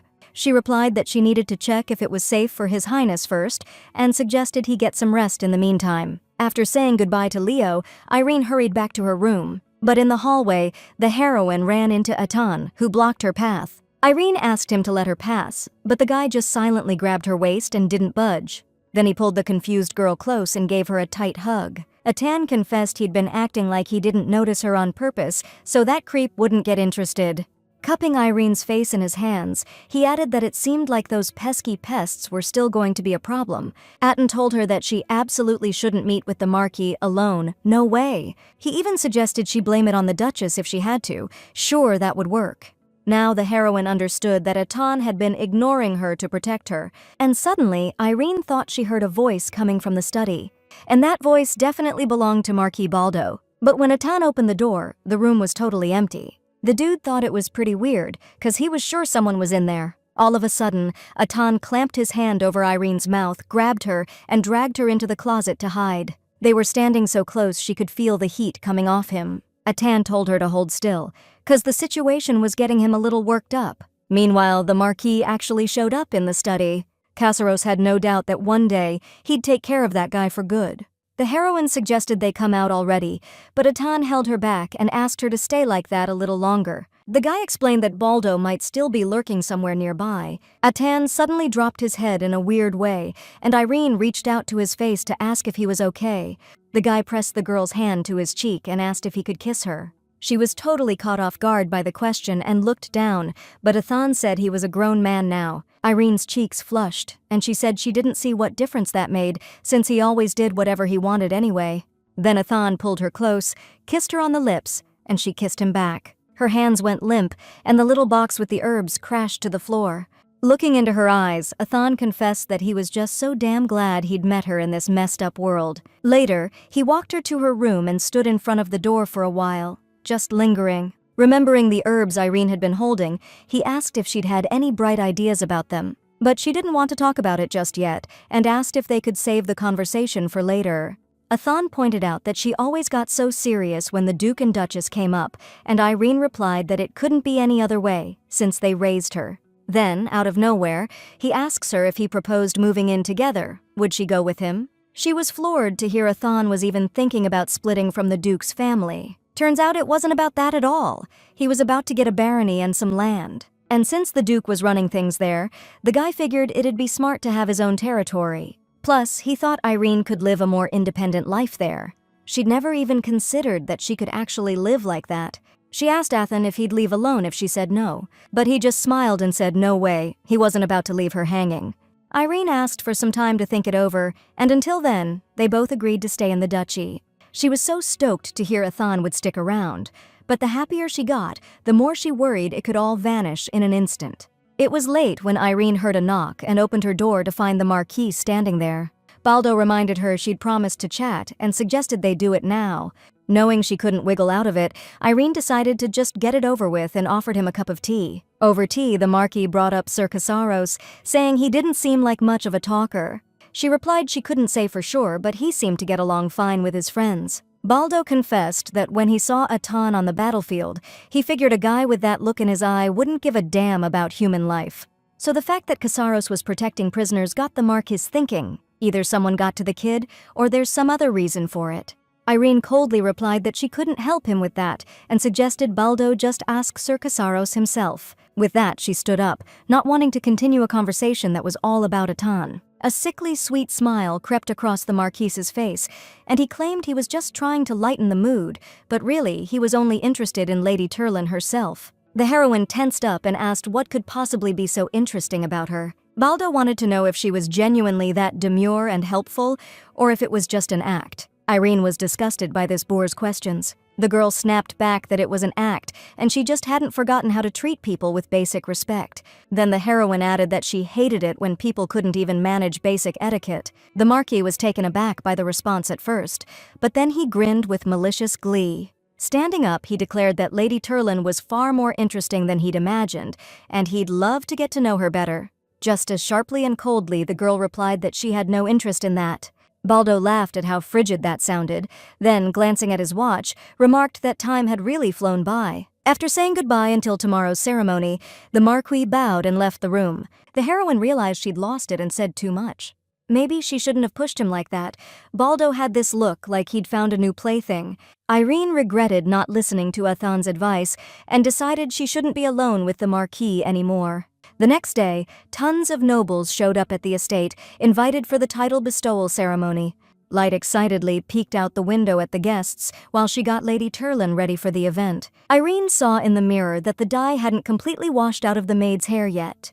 Noticing where she was looking, Light said it wasn't a big deal since hair grows back fast. But the heroine still apologized to the girl for not being able to protect her. The maid smiled and told her not to apologize. Suddenly something clicked, and she told Irene that the Duchess had been getting cards with weird messages for days. They said stuff like, "Mother of 7," and Lita wondered if the lady had heard anything about it. The main character was super surprised because she'd never heard anything like that before and didn't get what it meant. According to the maid, the servants were whispering that Lady Leto had been hitting the bottle pretty hard ever since. Irene figured it might be connected to the Duchess being so on edge. She thanked Lita, planning to dig into this and find out what was going on. Just then, Irene was told the pre-ceremony reception was about to start, and she hurried out of the room. As soon as she stepped into the courtyard, Lady Heather rushed over to her. She said something big, like a painting, had just been delivered to the hall. Everyone there was dying to see what was inside. The guests were all huddled around this huge canvas, trying to figure out who'd send something like that to a party. Whoever sent it was obviously trying to grab everyone's attention. The Duchess joined the crowd just then and ordered the servants to unwrap it and see what was inside. When the canvas dropped, everyone gasped. The painting showed a beautiful redhead surrounded by 7 kids. Our girl heard someone read the inscription on the canvas, "Mother of 7." Lady Heather pointed out that the woman in the painting had the exact same hair color as Irene, and even though the girl figured Lady Turlin was the model for the portrait, our girl knew who that woman really was. Same red hair, beautiful features just like Atan, a captivating vibe. Irene spun around and stared at the Duchess, horrified. She stood there, stunned, unable to tear her eyes away from the painting. There was no doubt anymore. The gift, those suspicious cards, it was all Niobe's doing. Leto swayed like she was about to pass out any second. Only one thought was racing through her mind. How dare Niobe pull something like this? Suddenly, the Duke's voice boomed from behind, ordering someone to take the painting down immediately. Frowning at the portrait, he told them to take Leto to her room so she could rest. Irene looked around, completely lost, trying to figure out what the heck was going on. And then, right next to her ear, she heard the Marquis's mocking voice saying the painting seemed to have killed the party vibe. The heroine jumped, not even daring to guess how long Baldo had been standing behind her. The Marquis announced that his family also supported artists, and so he felt qualified to comment on the painting. The brushstrokes, in his opinion, resembled the style of Genuab, a painter who had long been famous. Baldo said he could even get his hands on a list of his clients if he really needed to. Before Irene could even answer, Athan suddenly appeared behind her.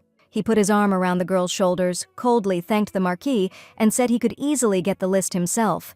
Baldo suddenly smirked and remarked that the relationship between the young people was obviously closer than that of ordinary siblings. Athan curtly told the Marquis to cut the crap and suggested he go see the prince, who was looking for him. Baldo bowed and headed off to see his nephew. Once they were alone, Athan asked if Irene was okay, and she said she was. She wondered if she should tell Athan about Niobe, then took his hand and suggested they step aside for a minute.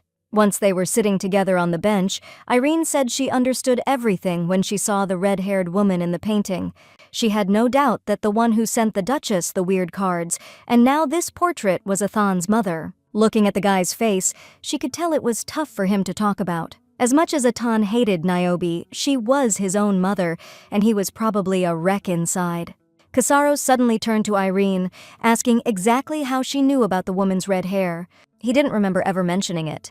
The girl laughed, reminding him how unhappy both he and the Duchess looked when they first saw her hair. Besides Irene, there was only one other person whose hair color could remind them both of bad times. The heroine wondered what Niobe was aiming for, and she asked Athan about it. The guy replied that he'd always thought his mother was super selfish, but now he was starting to think he was wrong about her. Maybe all this time she just wanted everyone around her to be miserable. In Athan's opinion, Niobe probably figured if she couldn't have something, she'd rather just burn it all down. The heroine was already reeling from his words, but then he dropped a bomb that completely floored her. Athan figured that the reason his grace wasn't recovering could be his mother's doing. He revealed that Niobe originally planned to off the Duke during the war, since his death on the battlefield could easily be passed off as an enemy attack or an accident. But since Athan went to war instead, her plan went sideways. When asked how he knew all this, the guy explained that he actually met with his mother in the Imperial Palace 2 years ago. Niobe offered Athan a deal: kill the Duke and inherit the title so she could marry into the family and get her revenge on everyone. The guy looked at Irene and asked if she was pissed because he'd kept quiet for so long. Or maybe she was just tired of putting up with him because he's the son of that kind of woman. Irene was still silent, and Athan confessed that's exactly why he didn't want to tell her. The girl looked up at him and asked if he poisoned the Duke 2 years ago on purpose, just so Niobe couldn't kill him. So, it finally clicked for her. Athan set this whole thing up to go to war in the prince's place. The tears started flowing because back then she was clueless, and that's why she treated him so badly. Athan rushed to wipe away her tears, but she just couldn't calm down. She never even told him how she felt, and she probably looked like a total idiot. Athan pulled Irene close, begging her not to be mad, admitting he should have told her everything from the start. She called him a dummy, saying she wasn't mad. It's just that 2 years ago, when he took everything on himself and went to war, they didn't even say a proper goodbye, and she didn't write to him. Just then, a servant called the master to the ceremony, and Athan asked Irene to come with him. Smiling, she wiped the tears from her eyes and followed him. The guests were already gathered in the hall, and everything was ready for the ceremony to begin. Prince Leonid approached Irene and enthusiastically thanked her for the gift. His Highness said he tried the dream herb last night and actually got some sleep. Last night, the heroine checked the herbs, found no toxins, and took them back to Leo's room. If Athan was right, all this could really be his mother's doing. Now at least we can stop suspecting the Duchess and figure out how Niobe pulled this off. The prince was super stressed and worried he'd screw everything up. Athan tried to calm him down, saying the title ceremony was just a formality, so Leo could read the oath quietly, just loud enough for him to hear. He winked at the prince, adding that it didn't matter if everyone else understood him, because he'd still become a baron. When the time came, Athan smiled and suggested Leonid go together. Irene used to think Athan was unfriendly to everyone but her, but it turned out he was surprisingly gentle with kids, which was, strangely enough, unexpected. Irene suddenly wondered if Athan would be as gentle with his own kids if he ever became a father. Catching herself thinking that, she was shocked at what was even going through her head. The ceremony began, and Prince Leonid announced that he was bestowing the title of Baron upon Athan Casaros. Athan, in turn, swore an oath before His Highness, the Emperor's representative. He promised that his sword would serve the Emperor's will and be drawn in the name of His Majesty. The heroine watched the ceremony with a smile, listening to the girls in the crowd gushing about how unbelievably hot Athan was. When the ceremony ended, Casaros told Mr. Leo that he did a great job.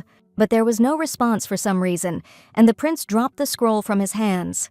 The next thing you know, Leonid collapsed unconscious right into Athan's arms, who managed to catch him. The guy, with terror in his eyes, ordered someone to get a doctor, stat.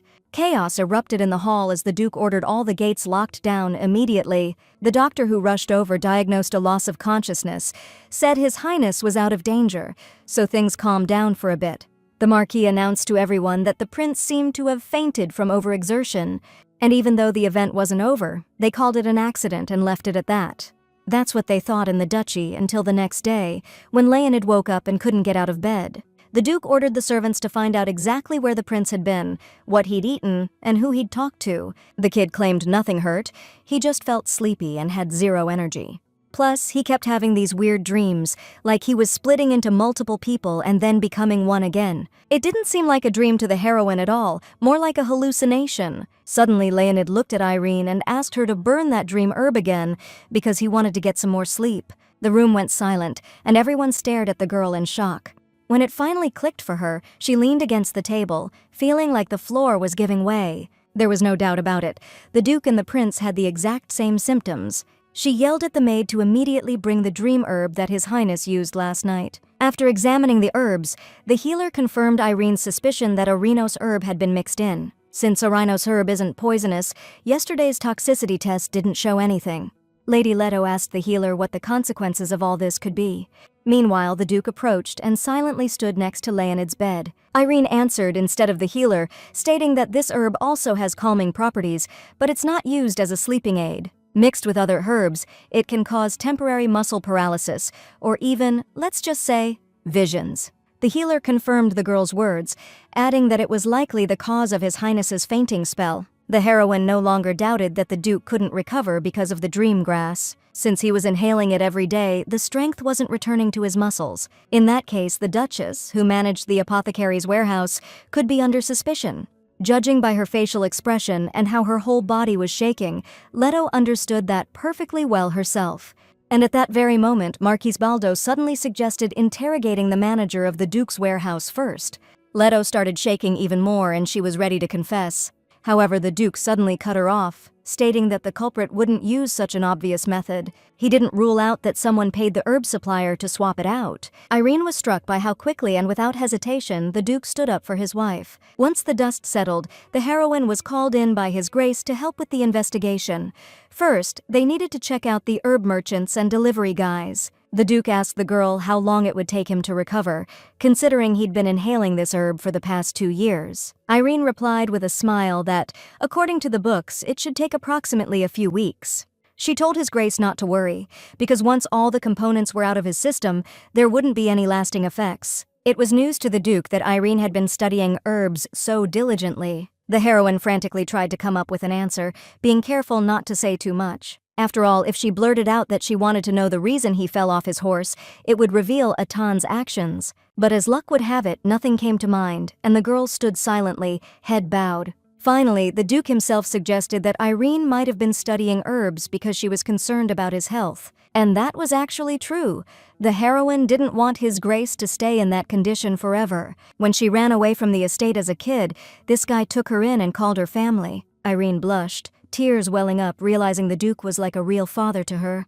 His Grace thanked her, saying he really feels like he can get better now, but from now on, he wants her to take more time for herself. Irene promised she would and laughed because the guy was still as blunt as ever. 2 days later, Leo was fully recovered and ready to head back to the Imperial Palace. Saying goodbye, she felt bad that the sleeping draft she gave His Highness made him suffer so much. But Leonid told her not to apologize, because he really enjoyed hanging out with Miss Turlin. He whispered to her like it was a secret that he sometimes imagines she's his actual sister. In that instant, Athan's massive hand appeared between their faces. He declared that Miss Turlin was his sister, then patted Leonid on the head, and all 3 of them burst out laughing. The Marquis, leaning against the carriage looking totally wiped, asked His Highness how much longer he planned to yap. The kid apologized, then asked Baron Casaros if he could come visit them again sometime. After getting the okay, Leonid confessed that when he grew up, he wanted to be just like him. Athan was stunned. His eyes flashed for a second, and his mind seemed to drift off somewhere. His mood did a complete 180, and to everyone's surprise, Casaros suddenly said, "No way!" Dropping to one knee in front of a shocked Leonid, he took his hand and declared he didn't need to become like him. Athan smiled, and looking the boy in the eye, advised him to be better than he was. Fed up with all the mushy stuff, the tired Marquis called out to His Highness again. The kid looked around, startled, and apologized to the Baron, saying he had to go. As the boy climbed into the carriage, Baldo remarked that for the next meeting with His Highness, Baron Casaros might want to brush up on his vassal etiquette. He figures the prince won't be fooled by that kind of flattery for long. Irene stood there, teeth clenched, absolutely furious at that scumbag. But then, out of nowhere, Atan tells the Marquis he's absolutely right. Once His Highness grows up, he'll quickly realize who's been pulling his strings all this time. Things got so tense, Irene had to step in and tell them both to cool it before someone overheard. The Marquis turned to the girl, and Atan instinctively shielded her from him with his hand. Noticing the gesture, Baldo smirked and said the more he saw of them, the more interesting things became. Deciding he was done for the day, the man said his goodbyes and headed for his carriage. As he walked away, Atan muttered that they should have taken care of that guy when he broke the rules, even if it meant a war with the Marquisate. Once they were alone, Irene asked the guy why he'd said Leo couldn't become like him. Turns out Atan didn't think he was someone to look up to. Stunned he could actually think that, the girl smiled and reminded him he was a war hero. Even Irene didn't always get him, but in tough spots he always did the right thing and secretly helped his grace. Plus, he found proof the dream herbs were being swapped out outside the estate, which cleared Leto's name.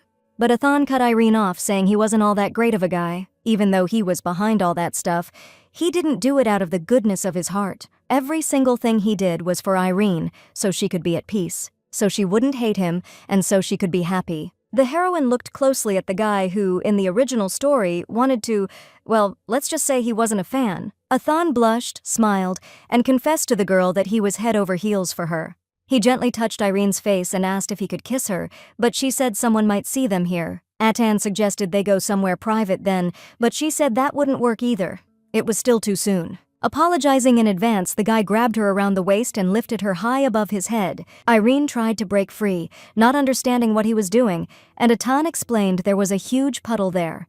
Then he asked her to promise him that she would never leave him. He was ready to live however she wanted, but if she did, well, Atan said Irene knew what could happen. The girl lowered her head and asked him to promise not to, hurt her, no matter what. In response, the guy burst out laughing, saying destroying the entire world would be more likely.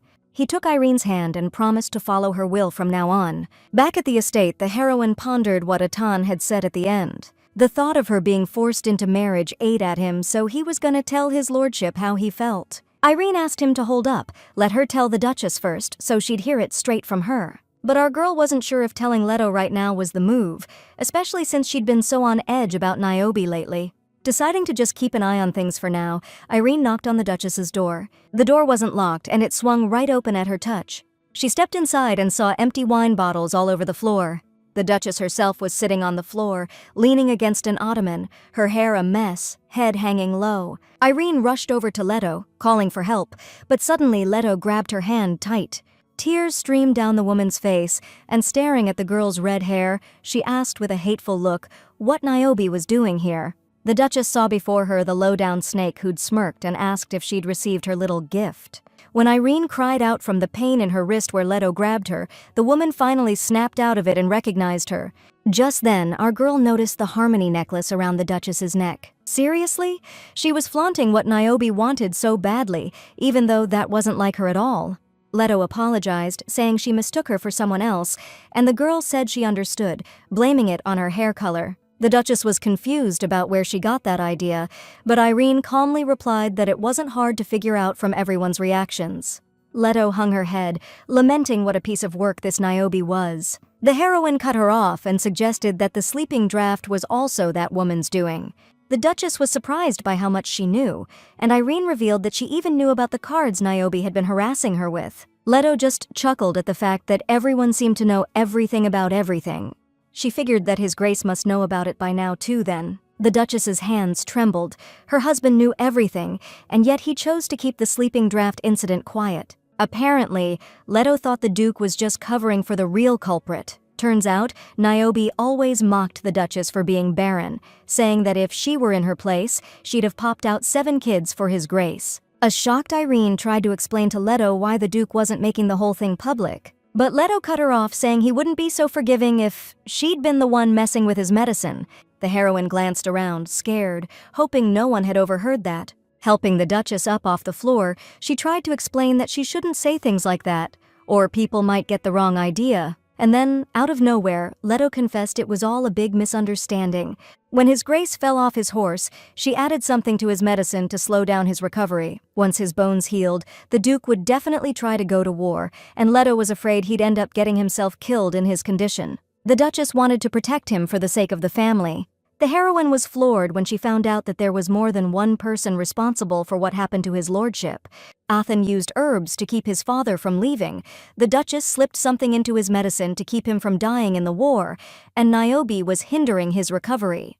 Irene sat Leto down on the couch and said she'd go get the maids. But as she stepped out the door, she ran into the Duke standing right behind her. The heroine tensed up, wondering if the man had heard what his wife had just said. The Duke said he'd heard Leto wasn't feeling well and had come to check on her. Since the Duchess was in a state where she might spill everything to her husband, Irene decided to keep him away from her and lied, saying the lady was already asleep. Ampion replied that in that case he'd observe the situation a little longer before going in. The heroine grabbed his shirt sleeve and said he might wake up Lady Leto, who had just fallen asleep. Shaking like a leaf, tears welling up in her eyes, the girl offered the Duke a cup of tea for her grace's sake. Ampion turned around, remembering something like this had happened before. He was thinking about the time Irene thought the Duchess was stepping out on him and tried to distract him. Realizing the Duke remembered that time made the heroine smile. Saying there must be a good reason for it, Ampion promised to make some warm, sweet tea. Irene thanked his grace and followed after him. Even though the Duke's mansion seemed cold on the outside, it was the warmest and safest place for Irene. Meanwhile, Atan found the guy who messed with the Duke's medicinal herbs and was trying to beat the truth out of him. Even though the perp claimed he didn't know who hired him, he wasn't about to let him off that easy. Kasaros demanded to know how he could meet the woman who ordered the hit. Just then, a woman's voice came from behind him, asking if he was looking for her. Niobe pointed out that Athan's methods were pretty heavy-handed. Then, with a smirk, she asked if it was because he was so attached to his mother. Kasaros let go of the guy he'd been questioning and told him to scram. Once they were alone, he told Niobe that she was playing a dirty game. He wondered why she didn't just take out the Duke already. At first, Athan thought her plan was to gradually weaken Ampion and fake a natural death, but he knew Niobe wasn't the type to use such cowardly tactics. The guy realized it was just a game to her, and she was just making her presence known in the Duke's house for kicks. After listening to her son's speech, Niobe burst out laughing. She found it hilarious coming from someone who was just as driven by their own desires as she was. Niobe knew damn well what Atan had done to get that girl. In other words, she figured they had the same goals, since she needed the Duke's house and he wanted Irene Turlan. Atan warned his mother that if she mentioned Irene's name again, he wouldn't let her get away with it. Niobe was shocked that he dared threaten his own mother for some girl. The guy reminded her that she was the one who dumped him at the Duke's house. Atan threatened to hunt Niobe down and throw her in the estate's basement if she ever tried to use Irene again. He said he wouldn't hesitate like the Duke or the Duchess trying to protect her reputation, but would use his power and resources to corner her until he caught her. Atan turned to leave, telling Niobe to remember something for good measure. The first time was in the letter sent to the battlefield, and the second is today. And if Niobe dares to mention Irene a third time, she's toast. Left alone, the woman was shaking with rage, realizing her son was just as hot-headed as she was. Niobe figured that if she dumped Atan at the Duke's mansion, he'd go off the rails on his own, but that girl seemed to have really changed him. Not wanting Irene to control her son, the woman figured his feelings would definitely cool off if the one he cared about betrayed him. Niobe smiled, finally remembering the name Dylan, the guy who was also crazy about that girl. The next day, the Duke summoned Atan and announced that it was time for him to get married. In his opinion, the Stefan Marquisat would be the most suitable option. Atan knew perfectly well his father meant a political marriage, but he refused without a second thought. Turns out, the Marquisate had agreed to support the duchy's finances, and in return, since Jupiter had just become Marquis and his position wasn't stable yet, he wanted to secure some backing. So, as a bride, Jupiter Stefan offered Lady Hestia, but Atan didn't care who it was, because he wasn't even thinking about agreeing in the first place. He told his dad not to sweat it, promising he'd handle the money troubles. After mulling it over, the Duke suddenly asked if Atan already had a girl. The guy instantly remembered his promise to Irene, to let her break the news to the Duchess first. So, he said that wasn't it, and asked his dad to let him handle things his way for now. In that case, the Duke told Atan to deal with the Stefan Marquisat himself. He dismissed his son if he had nothing else to say, but for some reason he didn't move. After a short silence, Athan announced he needed to talk to the Duke about Irene. Soon, she found out Athan wanted to take her away for a couple of months. His Grace gave the go-ahead so they could both attend the Stefan Marquis's wedding. and while they were at it, they could swing by the barony to check out Athan's lands. Dude was stoked to hear Irene was hyped about checking out his land, said she'd wanted to for ages. But then it hit her. She couldn't just bail for that long right now. Athan's mood totally tanked when she asked for some time to think it over. But he pulled himself together quick and asked with a smile if it had something to do with his Grace's health or the Duchess's condition. Athan said Irene didn't need to feel obligated this time, cause the Duke gave them the green light. According to him, Amshin Kasaros's words were practically an order. Truth is, Athan asked for permission to take Irene to Marquis Stefan's wedding and got the okay. But then he added he wasn't planning on heading back right away. And since his sister had been working for that family harder than anyone, he wanted her to get some R&R. The Duke was totally on board with his son and asked him to pass on a message to Irene. He just wanted her to forget about her family, at least while she was on vacation, and focus on herself. Those words really hit her hard and she smiled. Atan told her to start packing since they were leaving in a few days, and got up from the table. Irene thought he was upset with her because she'd asked for time to think. A few days later, they were all packed and ready to hit the road. Atan still seemed a little off. Usually he'd sit next to Irene, but now he was across from her, sadly staring out the window. The girl decided to ask if he was mad, and Kasaros said she was like a butterfly.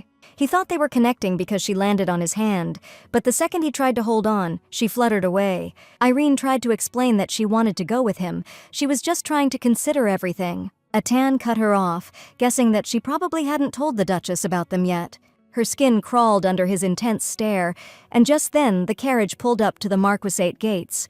Kasaros hopped out first to help Irene down. The heroine figured Athan probably thought she was having second thoughts about their relationship. She decided to clear the air with him tonight, so there wouldn't be any misunderstandings between them. As she stepped down, she misplaced her foot and stumbled. Irene yelped and fell right into Athan's arms, who asked, startled, if she was okay. The guy told her to watch herself, pointing out that he had offered her his hand. The girl leaned into him, apologizing. Making sure she hadn't twisted her ankle, Athan led her toward the Marquis's residence. Hestia, who came out to greet them, remarked that they were as close as ever. The girl gave a polite bow, greeting Baron Kasaros. But when she greeted Lady Turlin, she shot her a sideways glance that made Irene uneasy. Watching Hestia chat with Athan, the heroine thought maybe it was just her imagination. Following his sister, Marquis Stefan himself came out to greet the guests, still not used to his new title. Jupiter noticed they'd already said hello to his sister. And since they were talking about marriage, he asked them to be friendly with each other. Hearing about Athan's marriage to Hestia, Irene looked at him in surprise, but he just stood there, staring blankly. Since the heroine was hearing this for the first time, her emotions immediately showed on her face, and she clutched her hands to her chest, helpless. Turning to Jupiter, Athan claimed his sister had just twisted her ankle and asked him to escort her to the lounge. Hestia, with a smile, volunteered to personally accompany Lady Turlon. Even though Irene didn't want to trouble the girl, she offered her arm and led her into the estate. After thanking Hestia, the heroine turned and told Athan she'd see him later. He just gave her a cold nod in response, staying in the courtyard with Jupiter. After settling Irene into an armchair, Hestia told her not to thank her, since they'd been friends since childhood.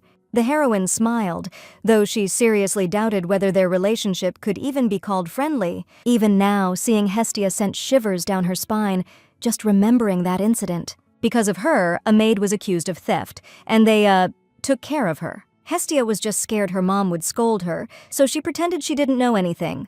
The girl offered to examine Lady Turlin's ankle and knelt down by her foot. And even though Irene tried to convince her she could do it herself, Hestia kept insisting. Lifting her chin, she looked the girl in the eye and declared they might just become family soon. The heroine asked if marriage talks had really gone that far already. Hestia feigned surprise that Miss Turlin hadn't been informed. Then she suddenly added that, well, since it concerned the Duke's heir's marriage, maybe it shouldn't be discussed with those outside the direct line of succession. Noticing Irene's pursed lips, Hestia started apologizing, insisting everyone knew how important a guest she was in the duchy. Composing herself, the heroine replied that it was fine, and the girl was absolutely right. Just then, Vesta suddenly entered the room and ordered her sister to cut it out. She glared at Hestia, arms crossed in a combative stance. Losing patience, Vesta reminded her sister that she'd warned her to watch her mouth. The girl had no doubt the Baron wouldn't be thrilled with her comments. Hestia tried to explain herself, but Vesta cut her off, telling her to hurry to Jupiter, who was looking for his sister. After she left, the girl glared after her for a while, still fuming.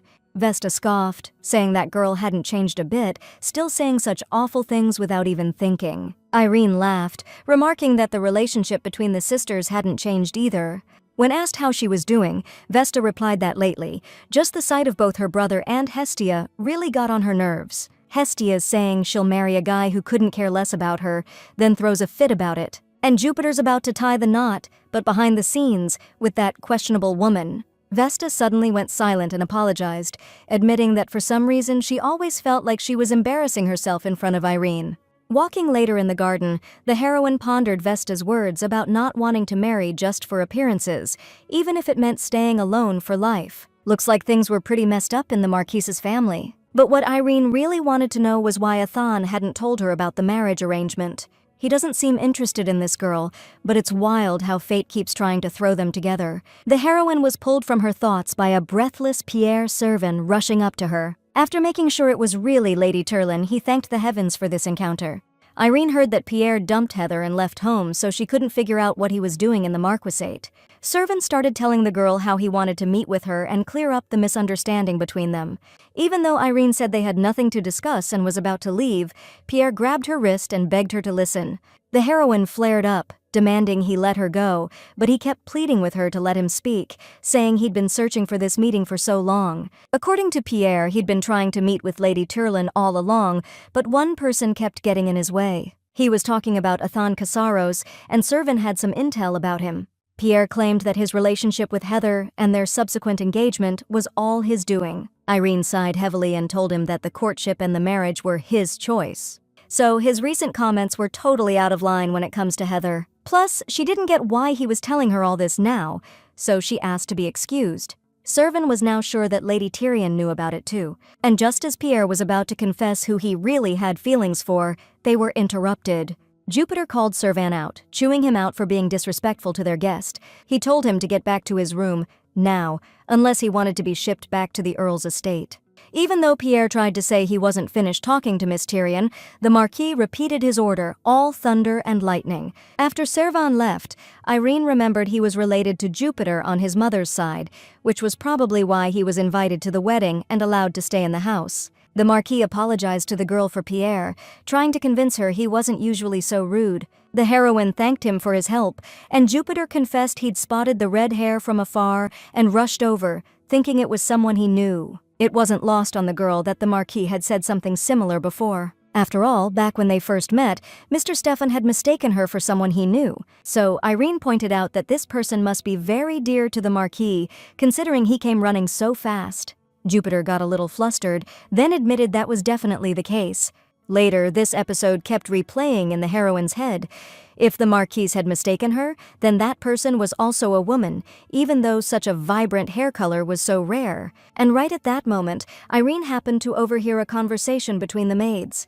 They were feeling bad for the girl who was about to become the Marchioness, since the wedding was set for the day after tomorrow, and the groom was off in another wing, you know, with a redhead. That's why the marriage had been postponed for years, and finally the other side couldn't take it anymore and hastily organized the wedding. When they get married, things are gonna be real awkward. The maids realized we could hear them, clammed up real quick and scattered like roaches. So the heroine's suspicions were right. The woman the Marquis mistook her for was his mistress. Then, out of nowhere, some girl starts yelling at Irene from behind, flipping out about her leaving the outbuilding. It was Miss McCain, totally losing it, because the guests were already showing up left and right. Irene turned around, gave the girl a tight smile and said hello, and only then did she shut her trap. McCain started apologizing, saying she mistook Miss Turlone for someone else. The wedding was practically tomorrow, so the girl admitted she was a little on edge. From that reaction, the heroine knew right away that McCain knew about her fiancé's side piece. The girl changed the subject and asked how the Duchess was doing, saying she'd love to pay her a visit. Irene smiled back but started worrying about Leto herself, 'cause when she left, the lady wasn't feeling so hot. Meanwhile, the Duchess was lying in bed, eyes still closed. When the maid walked in, she saw His Grace standing right there by the bed. The servant brought cool towels, since the Duchess was burning up with a fever. Ampion rolled up his sleeves, told the girl to get out, and said he'd take it from here. Alone with his wife, he sat beside her on the bed and gently wiped her face with a cool towel. Leto felt him there and called her husband by his first name. She only called Ampion that before they were married, so he figured she must be dreaming about the old days. The Duke whispered to his wife, all worried that he was right there with her. She was so hot, and she lovingly pressed his cool, welcome hand against her cheek. Ampion told Leto to get some more sleep and promised he'd do his best to bring her fever down. The Duke looked sadly at his wife, gently stroked her cheek, and begged for her forgiveness.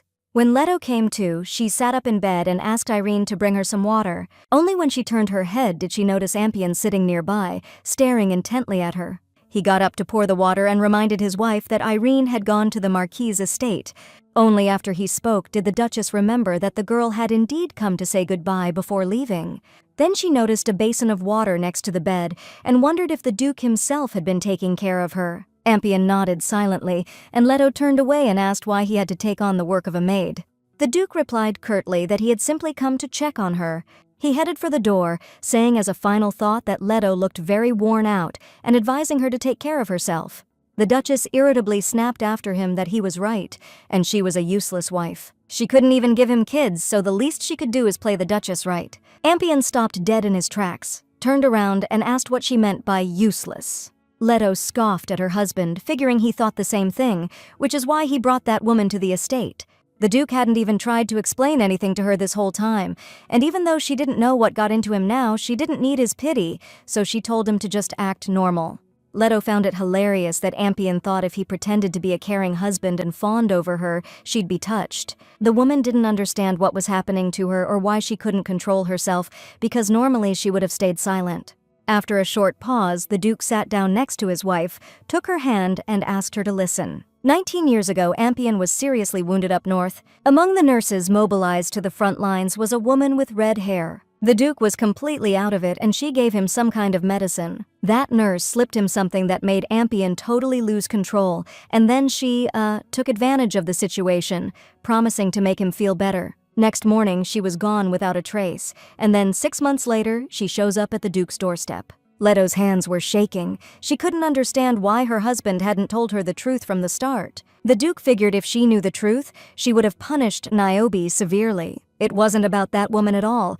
Ampion just wanted to protect an innocent child. If Leto had had children of her own, the Duke would have only taken Niobe's son after confirming paternity. But they didn't have any kids, and the Duchess was always upset about it. Ampion thought that if he said the child was conceived willingly, Leto might hate him, but at least she'd acknowledge the boy as the heir to the dukedom. And when Atan showed up at the estate, that's exactly what happened. As a reward for giving birth to the Duke's heir, Ampion promised to spare that woman's life and provide her with everything she needed. Only now did Leto realize in horror that Niobe's necklace was still around her neck. After the birth, the Duke planned to assign soldiers to that woman and banish her from his lands, but when she found out, she disappeared with her son. Ampion could give Niobe as many necklaces as she wanted, but the only thing she could take from him was a child. The Duke lowered his head and apologized to his wife for not telling her everything sooner. Leto turned away and asked to be left alone. Ampion apologized again, this time for rambling on and forgetting she wasn't feeling well. After he left the room, Leto sat for a while, contemplating everything she had just heard. Then, in a rage, she tore the necklace from her neck and clenched it in her fist, realizing that this had all been Niobe's plan from the start.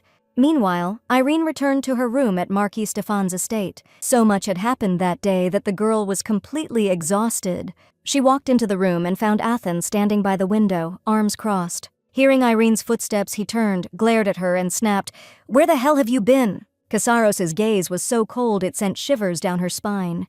She replied, scared, that she'd just gone for a little walk, but Athan thought that was way too carefree, considering the Mayatons were here for the wedding too. With that, he stepped up to Irene, grabbed her shoulders, looked into her eyes, and demanded, "Have you already seen Dylan?" The heroine said she hadn't, and that she wouldn't do anything anyway. Then she suddenly went quiet, lowered her head, and asked, "What's with all the grilling anyway? You're the one who kept the whole arranged marriage thing with Hestia a secret from me." Kassaros sighed and said he'd only found out about it right before they left, but he turned the Marquis down as soon as he got here. Looking at Irene, he confessed, "You're more important to me than my duty to the dukedom or our financial standing." Aten told her to drop it, or it was going to turn into a fight. She almost started complaining about how he'd hurt her feelings, but then she realized she should apologize to Atan for making him worry. Irene smiled and promised that as soon as they got back to the estate, she'd tell the Duchess about them. All she wanted was for him to chill out because she really was going to keep her promise. Winking playfully at Atan, Irene added that he shouldn't act like he didn't know her if they got kicked out of the duchy. He suddenly grabbed her hand, leaned in, and with a dead serious look said he'd never leave her, not unless she dumped him. No, scratch that. Even if she did dump him, he still wouldn't give her up. Irene called him an idiot because she wasn't ever planning on dumping him. Atan cupped her face in his hands and made her promise, warning her that if it ever happened, he couldn't handle it. Their lips were so close, practically begging to touch. Even though Atan didn't want to go back to his room, Irene insisted he had to, because the maid would be there soon to turn down the bed. The guy chuckled and said he knew just the right time and place. Saying goodbye, they made plans to meet up tomorrow at the pre-wedding party. Atan added that they just needed to hang in there till the wedding, and then they could get out of the Marquise's estate, and Irene agreed. The heroine was so beat after the day, she was stoked to finally crash. But no sooner did she get into bed than the ringing and hallucinations started up again. Just like Irene expected, she was back to arguing with Atan in these visions. The girl yelled that when she became Countess Mayatan, she wouldn't let guys like him push her around anymore. Atan stared at her, eyes wild, doubting she'd ever manage to escape to the Earl's family. Irene was convinced he couldn't do anything about it anyway, since their families had already arranged the marriage. Athan smirked at her and asked if she really thought so. The girl retorted, calling him a low-down dirty so-and-so who dared to threaten her. Athan laughed, reached out and shoved Irene hard, sending her sprawling onto the bed. Unbuttoning his shirt, he asked her, "If that's the case, what does that make her for getting mixed up with him like this?" Irene screamed for him to get away from her, but Athan was already towering over her, wondering if Dylan knew about what they'd been up to. With those words, he passionately pressed his lips to her neck, covering it with kisses. The heroine broke out in a sweat, not understanding what this all meant, and weren't their characters from the original novel supposed to hate each other? What she felt was more than hate, it was a much stronger kind of feeling. The girl's mind couldn't process how many details had been left out of the story, and suddenly the heroine wondered exactly what she was feeling and if Irene's emotions were even real. But if it was just an illusion, why did it feel like she was remembering her own past? Just then the door swung open and someone barged into the room without knocking. A woman with bright red hair, just like Irene's, stood facing her and smiled. Niobe announced that she'd been watching her for a long time, but this was their first face-to-face. This woman's eyes and aura reminded the heroine so much of Athana, she instantly knew who she was dealing with. Niobe was pleasantly surprised at how quickly Irene recognized her. Just as she suspected, the girl was pretty sharp. When asked how she got in, the woman smirked and said she'd been here long before she arrived. And in that instant, the heroine, piecing together everything she knew, realized that Niobe was the Marquis's special friend.